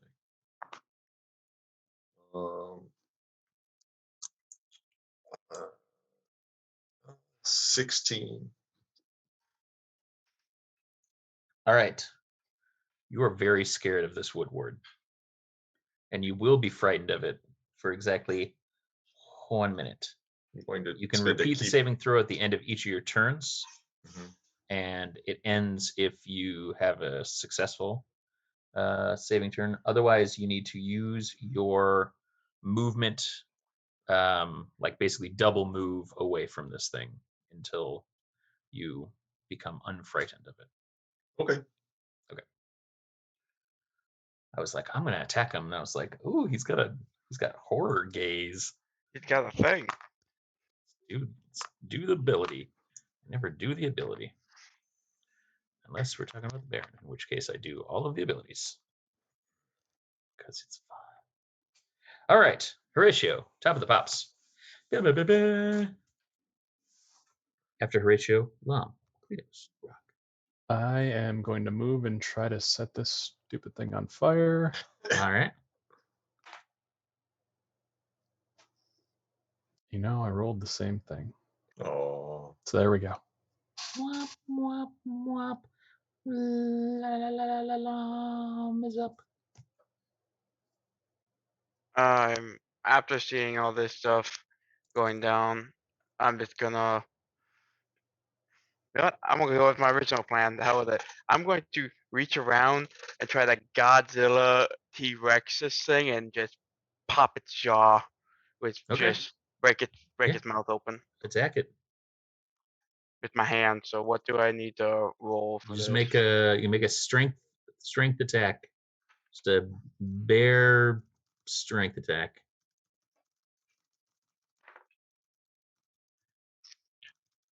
Okay, so 19 plus my strength, so even dirty 20. Yeah.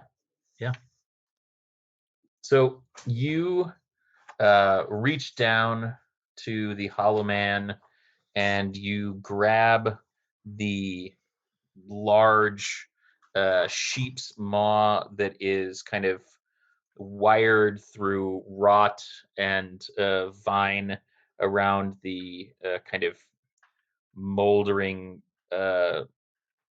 sack of a head, and you rip the sheep jaw off, and now it just looks like this jawless, like it looks like it's got a big haggis head with no sheep jaw, and you're holding a sheep jaw, and it turns at you, and just like you hear it like scream like it did before, only there's no mouth.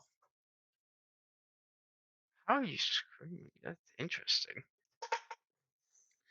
Because it's a sweet, sweet anticipation. All right. Tiktos. Well, I love how like at random moments like Lom becomes like a very like a British academic. Like, you know, like it's like cheers the jaw off, and he's like, oh, what an interesting anatomical phenomenon. Like I love it.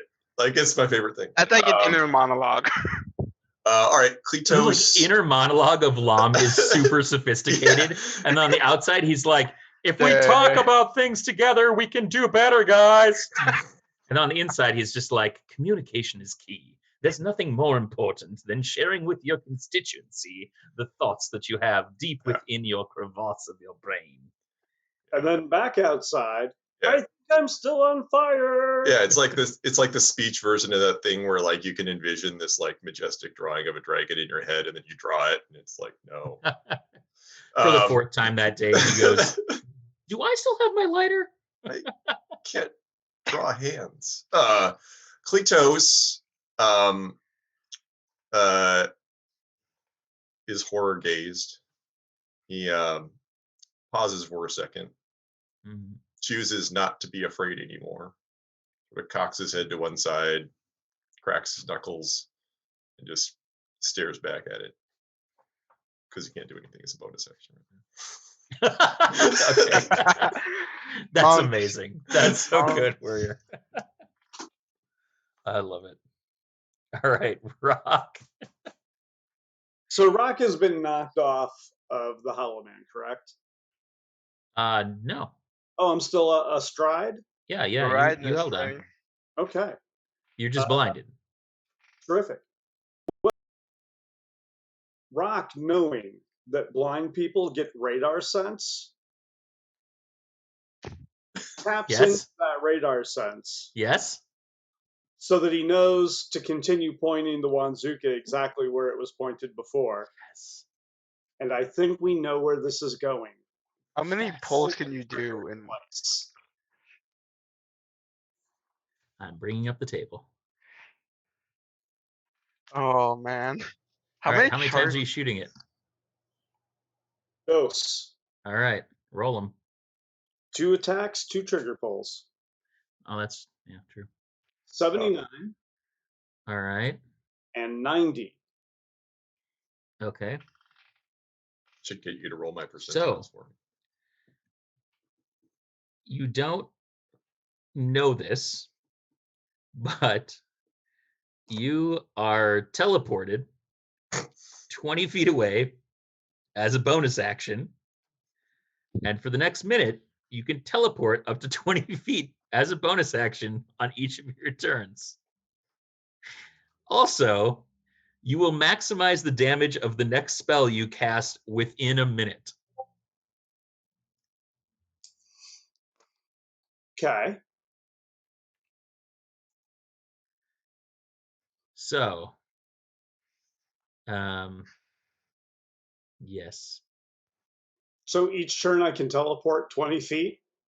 20 feet for the next minute. Yeah. And your next attack that you make within the next minute, you will be able to maximize the damage of that spell, if it's a spell. Yeah. So if you hit the Wanzuka, that will count. Your Okay. next Wanzuka will maximum damage. So here's my question. You're also still blind, but you can make your Constitution saving throw. That was one trigger pull, right? No, that's 2. The first one was the teleport. Okay. The second one is max damage for your next spell. Oh, okay. Yep, I'm there. I'm going to say, well, I don't know. Okay, so I'm going to read this. So you may be able to elect, but I think because it's Wanzuka, you probably don't. It says for the next minute, you can teleport up to 20 feet as a bonus action on each of your turns. But I'm assuming because it comes out of the Wanzuka, you're teleported the first time. Sure. That sounds fair. Okay. I was just, for some reason, my brain processed those two things as one trigger pull. And Gotcha. I was like, that is a weird effect. That's a lot of shit. And then was like, okay, what is the second thing that happens? So I'm with you now. Okay. So con saving throw, right? Yep. Hopefully you can 22 or not. Yeah. So you find yourself sitting on your tuchus 20 feet away from the Hollow Man. You're able to see Lom holding its jaw and looking very frightened.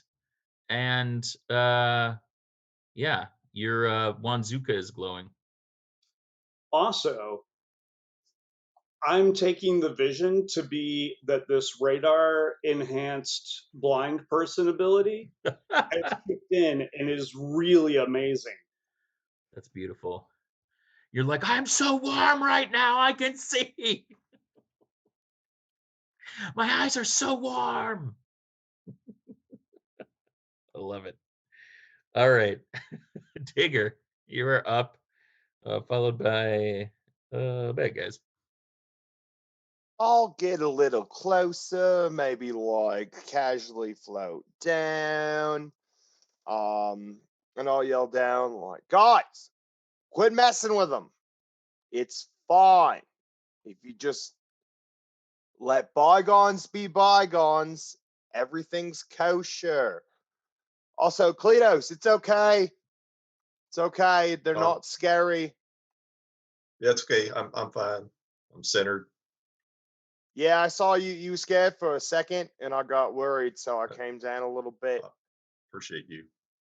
If you need anything, or if anybody needs, I'm here. But yeah, I'm not. It's not my. I'll hold It's not my.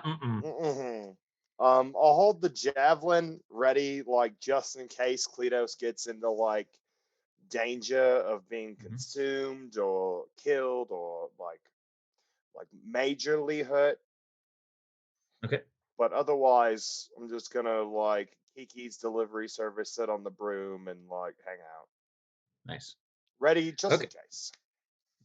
The Hollow Man is going to use his movement to move into the wood. And he is also going to try to slam Lom off of him. As if he were swatting a fly. Lom, an 18 and a 22. Yeah, that was it. All right. So you're going to take 11 and 10. So 21 bludgeoning damage. Okay. Okay. All right. He is into the wood, and you have the Hollow Man that frightened Kleatos, that they're having a staring contest now. And then you see another Wood Ward emerge from down the path in the forest. And the one that is near you, Kleatos, is going to move towards you and make 2 attacks that are both horseshit. And then the other one is going to run up to Rock. Sorry, didn't want to call you by your shoot name. And wow, those 2 are retired. Okay, back to top of the box. That was a not great round for me. Horatio, Lom, Kleatos. All right, so I'm going to ignore the retreating Hollow Man. I'm going to move over to Kleatos and help him attack the Woodward. All right, roll better than 14. It'd be great if I could, but I rolled a 2. Oh. So that's a 13. And not good enough. 13. Oh, That hits. Exactly. Yeah. Excellent. So my rapier will do 13 damage. Is your rapier magical? It's a +2 rapier. So it's a really nice rapier? Yeah. Yeah. It's not.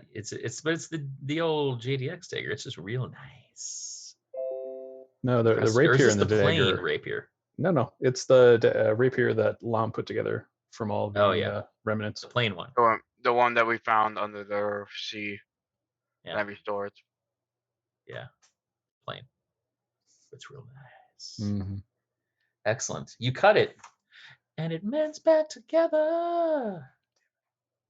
So mended back together. Lom, you're up. All Then right. Kleatos, then Rock. Seeing that it's going back into the woods, I'm just gonna kind of kick flip off the back of it and go out back onto the ground. Okay. And just let it go. All right. That's Kleatos. Okay. Yeah, Kleatos is going to have to deal with this. So Kleatos is going to extend those sweet bullet gloves, and he is going to punch this wood thing a few times. See how that goes. Yeah, that's 18 and a 29. Yep. Yeah. So that is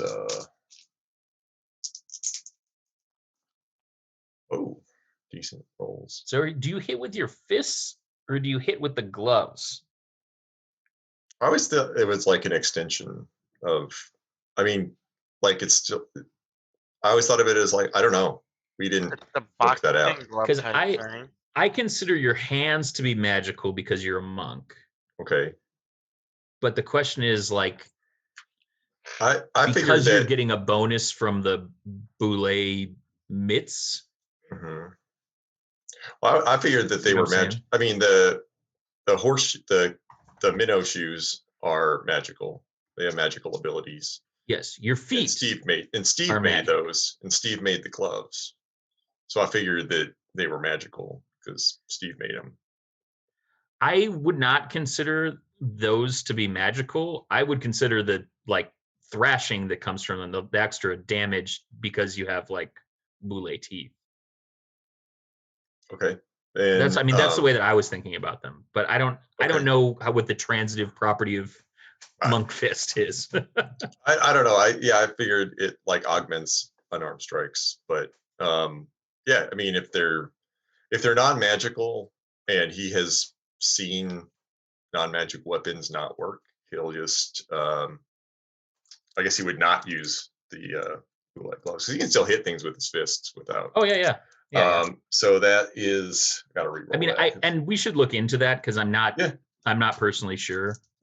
Yeah, that's cool. So that is 19 magical bludgeoning damage for the first 2 strikes. Yep. Then he is going to flurry of blows. So that's a 27 toothpicks. Doesn't get Great. Did you say Then- Bazinga? Yeah. I just liked it because it bothers you. It's funny. It's funny. It's a funny word to me. Okay. Well, that's okay. And I guess he wouldn't flurry of blows because he gets a free bonus attack. So No, the Fury of Blows is what did it. oh, He has because it's 20 two hit attacks. points, so you did 19. And Oh, then yeah, the but Fury of Blows. No, because he gets 2 attacks, then he gets a bonus attack for free. But if Oh, you I thought flurry that of the blows, he 19 gets was if you- the 2 if you- attacks. The 19 Gotcha. was so Okay. yeah. So Well, then toothpicks either way. toothpicks, and then there's another one. Where's the other one? The other one is about probably about 60 feet. It's basically on par with the Hollow Man.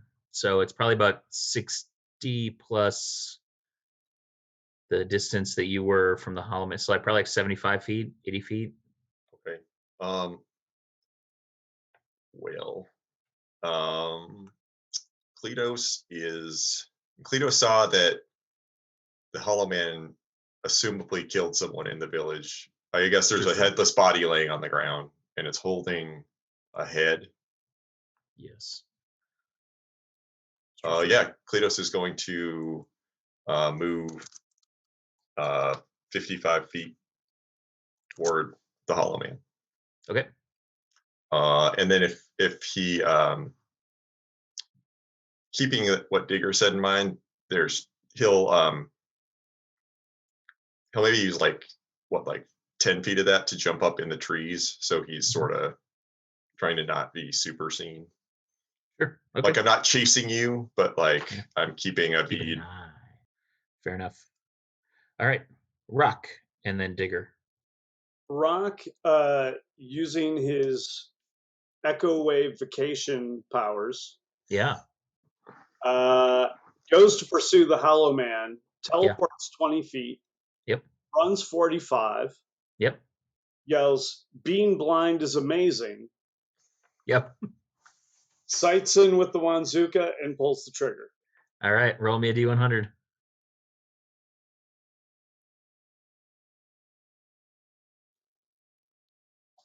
Uno. Wow. Roll twice more. No. 78 and 61. Okay. So for the next minute, all your spells are cast as if affected by the subtle spell meta magic. So the subtle spell meta magic is If you use verbal or somatic stuff, it isn't said out loud. okay. So you don't have to worry about that. I was envisioning it like ASMR spellcasting. Doesn't Oh my God, MetaMagic amazing. give you the ability to do things like duplicate a spell? Yeah. Yeah, if you do like twinning one, there's a bunch of different ones. I only know this because I was looking at sorcerer stuff today. But yeah, Yeah, the you can subtle, cast it right in front of them and they basically have no idea. Yep. Okay, and then what was your second one? I'm sorry. Was 61. 61. You have advantage on your next attack roll.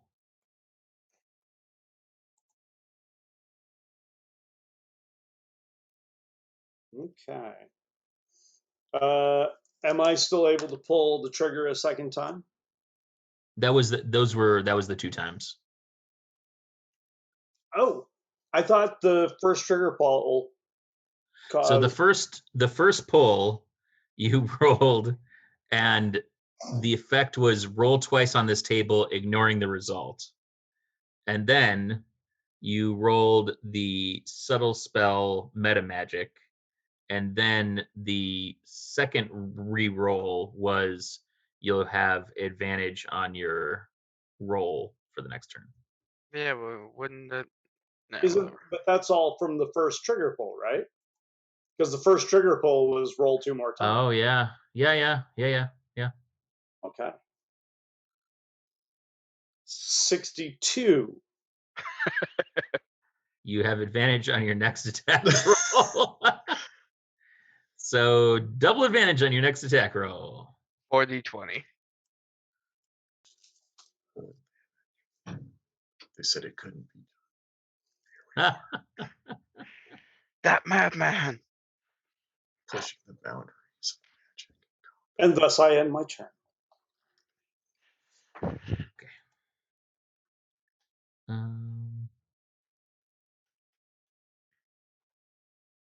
All right. So, Digger, you are up. Yeah, I'll follow where the Hollow Man's going, retreating into the woods, correct? Yes, sir. Yeah, I'll hang out above, as a woodlock myself.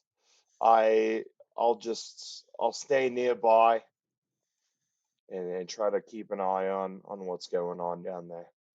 All right. The Hollow Man is going to move double time, continue into the woods, moving to the northeast. His wood ward is going to follow suit. Horatio, you're up. All right. I'm going to basically use my attunement to follow Kleatos at a distance. Okay. So the Hollow Man doesn't know that I'm following. All right.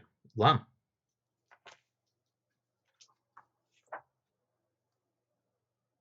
Could I use this turn to rack my brain about, because I've been here a month knowing what that thing was, because hearing the word Hollow Man.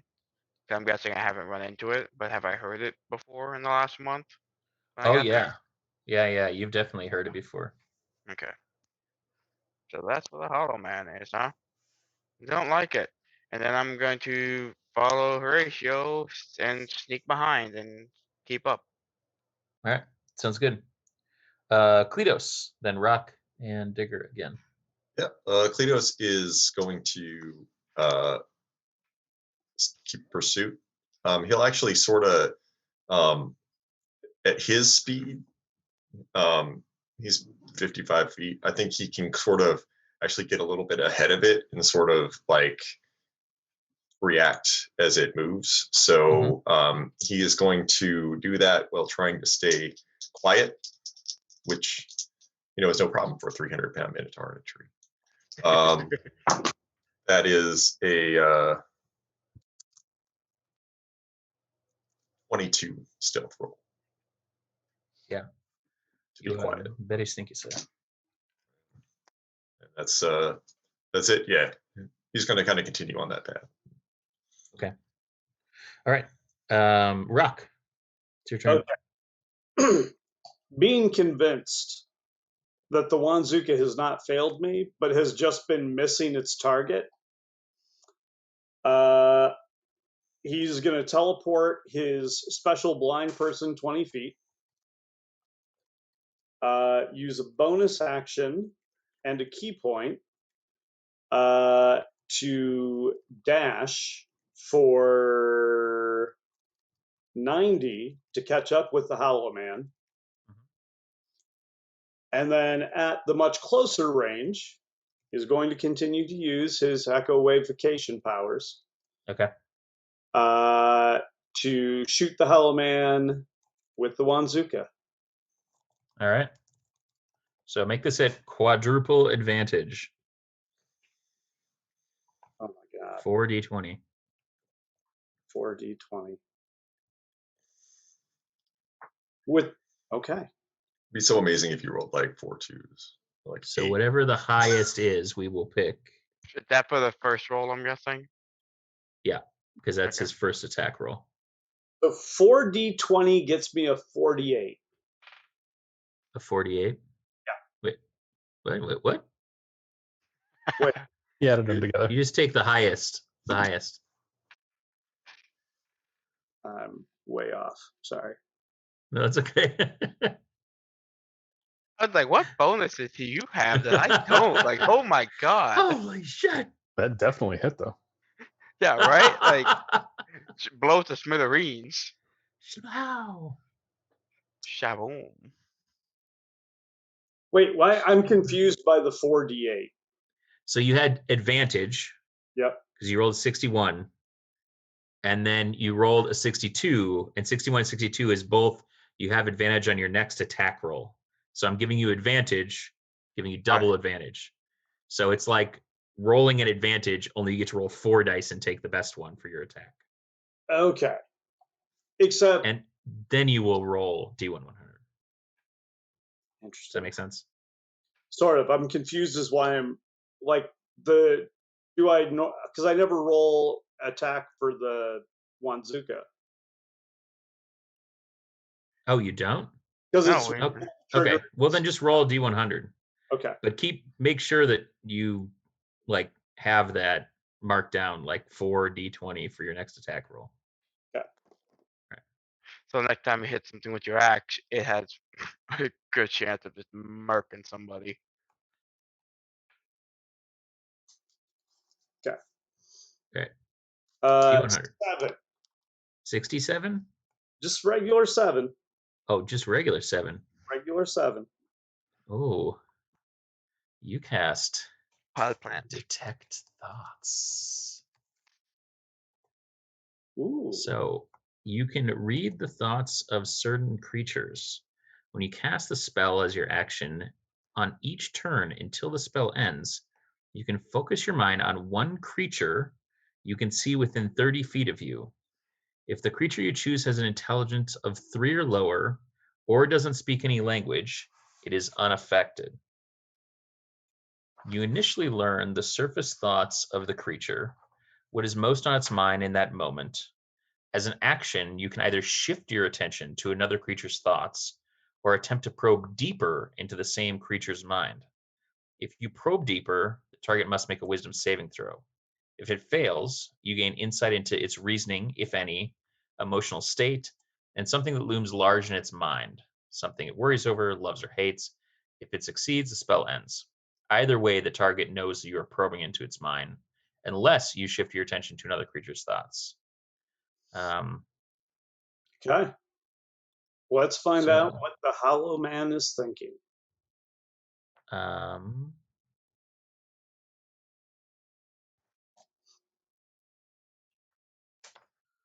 Let's find out.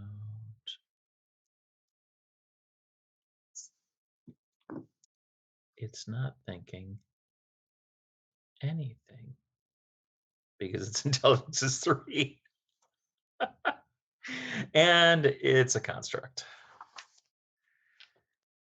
Sorry. All right. But you can't roll again because that was your first shot, correct? That was. Yeah. All right. How many more shots do you have? That's the question. I'm down to 3.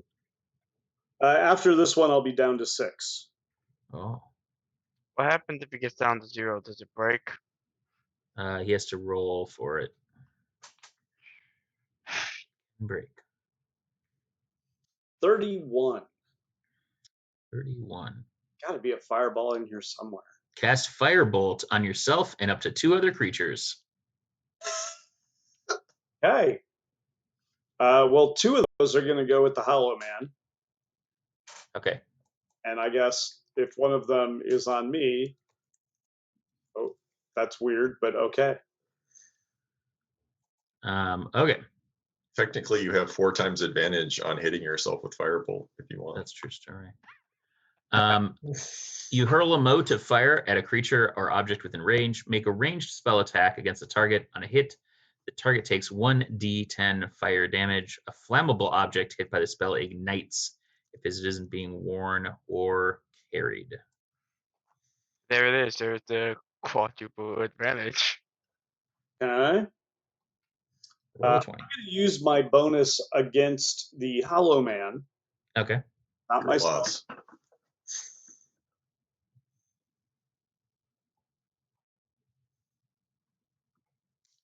I'm going to go with the 20. Yeah, that'll do it. All right, so it's going to do 20 fire damage on the Hollow Man, Okay. and it's going to do more than that because Hollow Man not feel good about damage. So it's going to do 40 damage, 40 fire damage to the Hollow Man. And it ignites. Nice. Burn, you bastard. Burn. And then So on your next turn, Joel, I need you to roll me a d10. Okay? Okay. All right. And that was the first of 2 firebolts, right? It's up to two other creatures. So you could fire it at the Wood Ward, but you can't fire like he's the same creature. Does that make sense? Yeah, then I'll fire with the second one at the Woodward. Okay. 16 hit. 16 hits, yes, sir. Cool.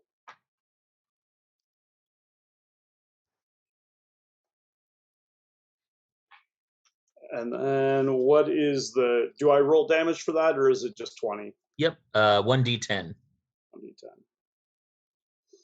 1d10. 10.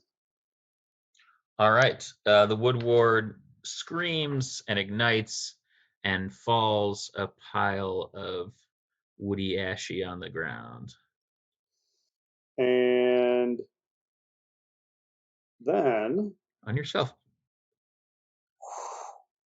yeah, I hit myself. Nice. Hitting yourself. 1d10. Stop hitting yourself. How are you hitting yourself?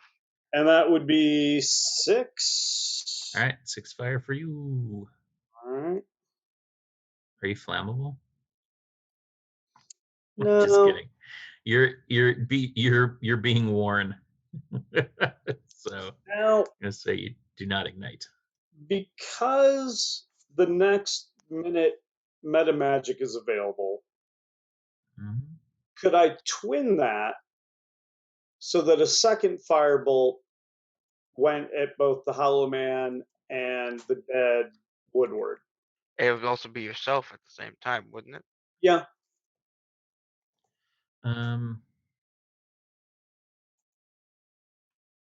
Let me just double check. Yep. So when you cast a spell, you can spend a sorcery point to cast it without any somatic or verbal components. I think that's it though.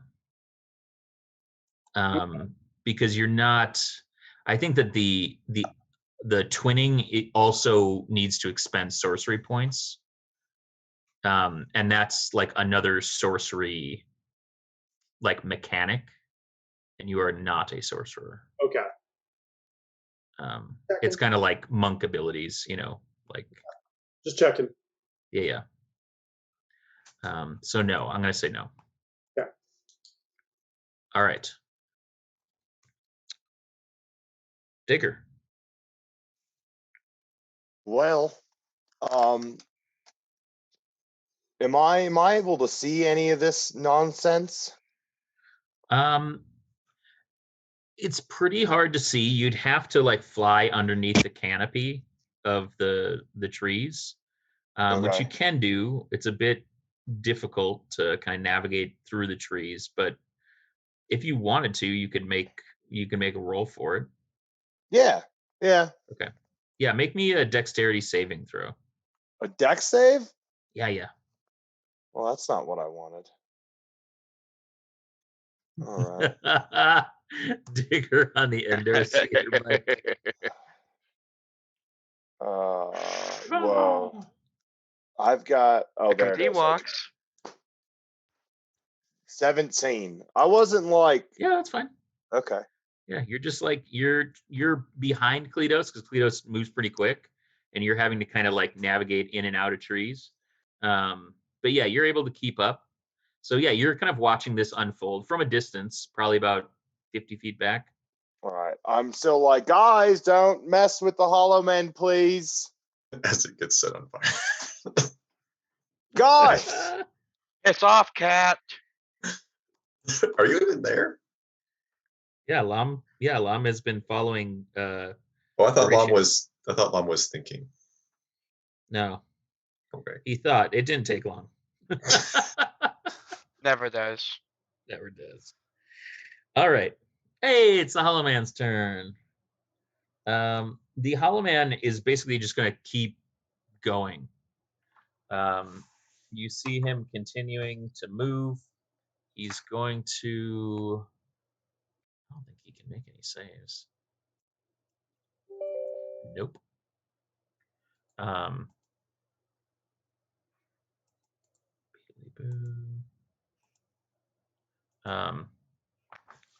All right. Yeah, he's going to keep going. And as you hear, or as you continue to get nearer and nearer, you hear that kind of song singing. The voice that you hear is actually putting words to the tune, and it sounds hoarse and frail, but it's loud enough as you get closer that you hear the words, knock, knock, knock, the hollow man calls, swing, swing, swing, his sickle falls, chop, chop, chop, he takes another head, burn, burn, burn, the hollow man is dead.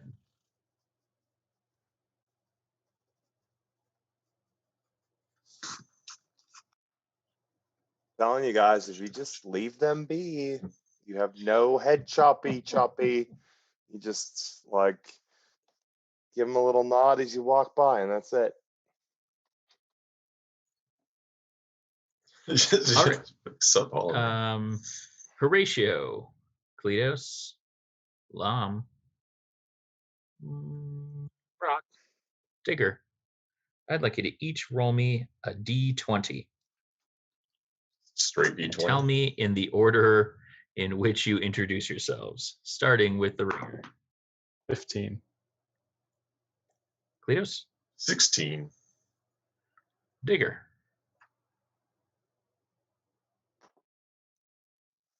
I roll. What are we rolling? just a d20. Oh, 18. I was like, what am I adding to this? Lom, 19. and Arak. That would be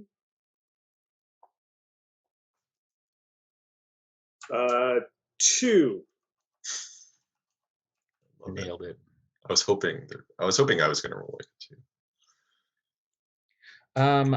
I would like Joel to roll me a d4.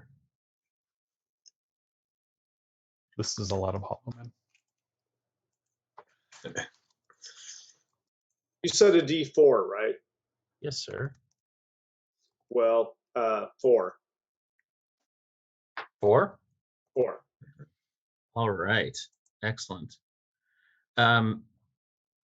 You see, what is going on here? No, thank you. You see 4 spiders, Spiders. big spiders, descend down, and they're about as large as a human torso. And everybody roll me a d20 dexterity saving throw.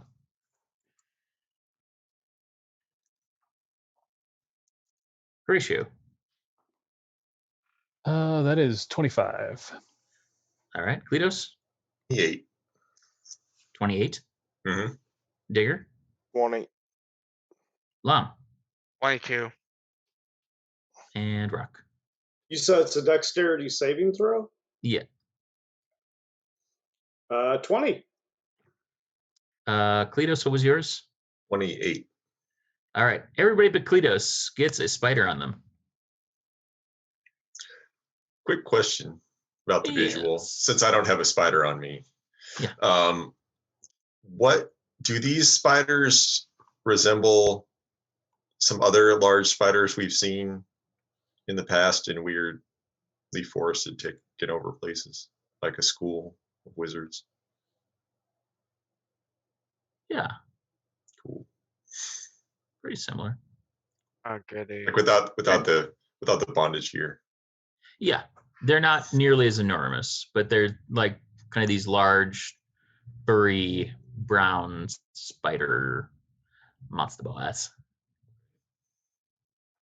That's bad. Is the Hollow Man still booking it out of town, or did they stop? Or Oh no, it's moving towards a tree, and the song seems to be emitting from the tree. Are we near the spot that I remembered? Yeah. Well, you were west of here. Yeah, but I mean, this like is vicinity. relatively. Okay. This is the source of the tune. Okay. You have my lighter. I'm not Use giving the you- force, Luke. Not giving you Use your the lighter back. force. No, I'm not going to give you that. I'm not going to light spiders on fire while they're on you. I'm not talking about me. Is it? Use the Kids. force. The Hollow Man is literally on fire right now. True story. The tree. Why All would right. I light a tree on fire? Actually, why don't you like roll me a trees. d10, Joel?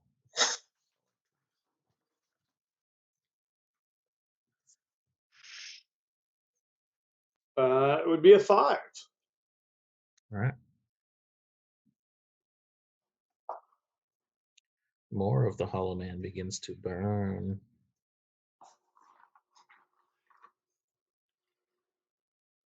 People are.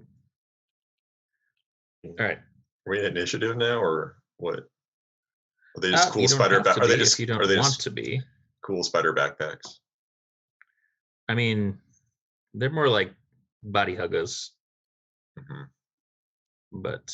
Well, I wasn't sure what you meant by on, like physically, like attached to, or like Yeah, they're descending attacking. toward. Okay. They're attacking. You guys want to negotiate with these spiders? Or? Yeah, I'm gonna. I'm gonna start hacking and slashing. That's how I negotiate. Well, that's why it always ends in war. Or burnt bars and children. I At least I didn't worship a homicidal god that destroyed an entire town. Two of you need to deal with your spiders, and you can talk about this later. No regrets. It's like we're both so unbothered by spiders that we're still gonna have this argument. And we'll find out what happens with the spiders in the very God! next episode of D&DDT with the one and only Tasty Boys. Tasty boys! I can't do it because he's gone. Interdimensional. Perfect. You're still in the dimension. Thanks to everybody for hanging out and watching. This has been D&DDT with the one and only Tasty Boys. I'm the Beard from Heel Turn Radio. You can follow us at Heel Turn Radio or watch all sorts of wonderful shows every Tuesday, Thursday, and Saturday over at twitch.tv/Heel Turn Radio. Heck, tomorrow you might see two of us or more at 7 p.m. Central Time for Dive Club. Plus, we'll be announcing some sweet, sweet stuff. So if you're around on May the 20th and you watch this live, or maybe tomorrow morning, come hang out with us. Yeah. Also, you can catch us here every other Wednesday hanging out. We'll be back on the 2nd of June for another beautiful evening with the one and only Tasty Boys. I'll let them go around and Tasty boys. plug their stuff. Starting with Nate. All right. Well, you can also find me on this channel every other Monday with Warrior and some wonderful folks playing Down in Outlands. 5e set in Sigil, the city of doors, and we're a bunch of shitty little kids. Story. Yeah, I'm Warrior. You can find me on Down and Outlands this Monday. In fact, it'll be a solo episode with my Knoll fighter, Akko. So we'll see what happens to him. You can also catch me on Dive Club, which Beard only mentioned. So that kind of blows all my spots, which is cool. If you like, check out dnddt.com. Periodically for D&Ds or down and observations, stats roundups of various episodes of this very broadcast, as well as Down and Outlands. So you can do that. I get it done when I can. So Hey, I'll set you up, Warrior. Is there going to be anybody else playing on that game next Monday? I don't think so. No. Thank you. Never. Oh, good, like the catchphrase. This I don't cross streams. Oh. Okay. Digger. You can find me on all social media at OrInvite, on Twitch at OrInvite18, where I will be streaming Stranded Deep, where we're not just surviving, we're thriving. Also, you can find me Friday on IWTV for No Peace Underground, Rewiring the Human Body. You can tune in to Time Bomb Pro next Thursday on IWTV, just to watch Time Bomb Pro. And then Rocky Mountain Pro this Saturday on Twitch, Rocky Mountain Pro. That's just the next 3 things I have, and then it just continues to get more and more ridiculous. So Beautiful. Right. You can find me on most all social medias at RefDanFits. I myself have just recently started being able to take bookings again. So if you're in the Midwest area and you have nothing to do on Saturday, we're out in Wisconsin, Eagles Club in Chippewa Falls. We're back. Showtime is back. So yeah, making my return to wrestling, and it's gonna be a good time, and I can't wait. Right on. You can find me at Finger Twitchings on Instagram, as well as Twitter, or at Joel A. Vollmer on Twitter. Both work. You will see artwork for the most part. You can also find my book of character art and backstories called Party Starters on the Apple Books app or through RPG Drive-Thru RPG. Mm-hmm. Drive-thru RPG. One of those. Available in electronic format. Beautiful. One of my favorite And kinds of formats. that will bring us to a close. Follow DNDDT podcast. Check out dnddt.com, and we will see you June 2nd for more of DNDDT with the one and only Tasty Boys. Tasty Boys. Mount up. Nailed it.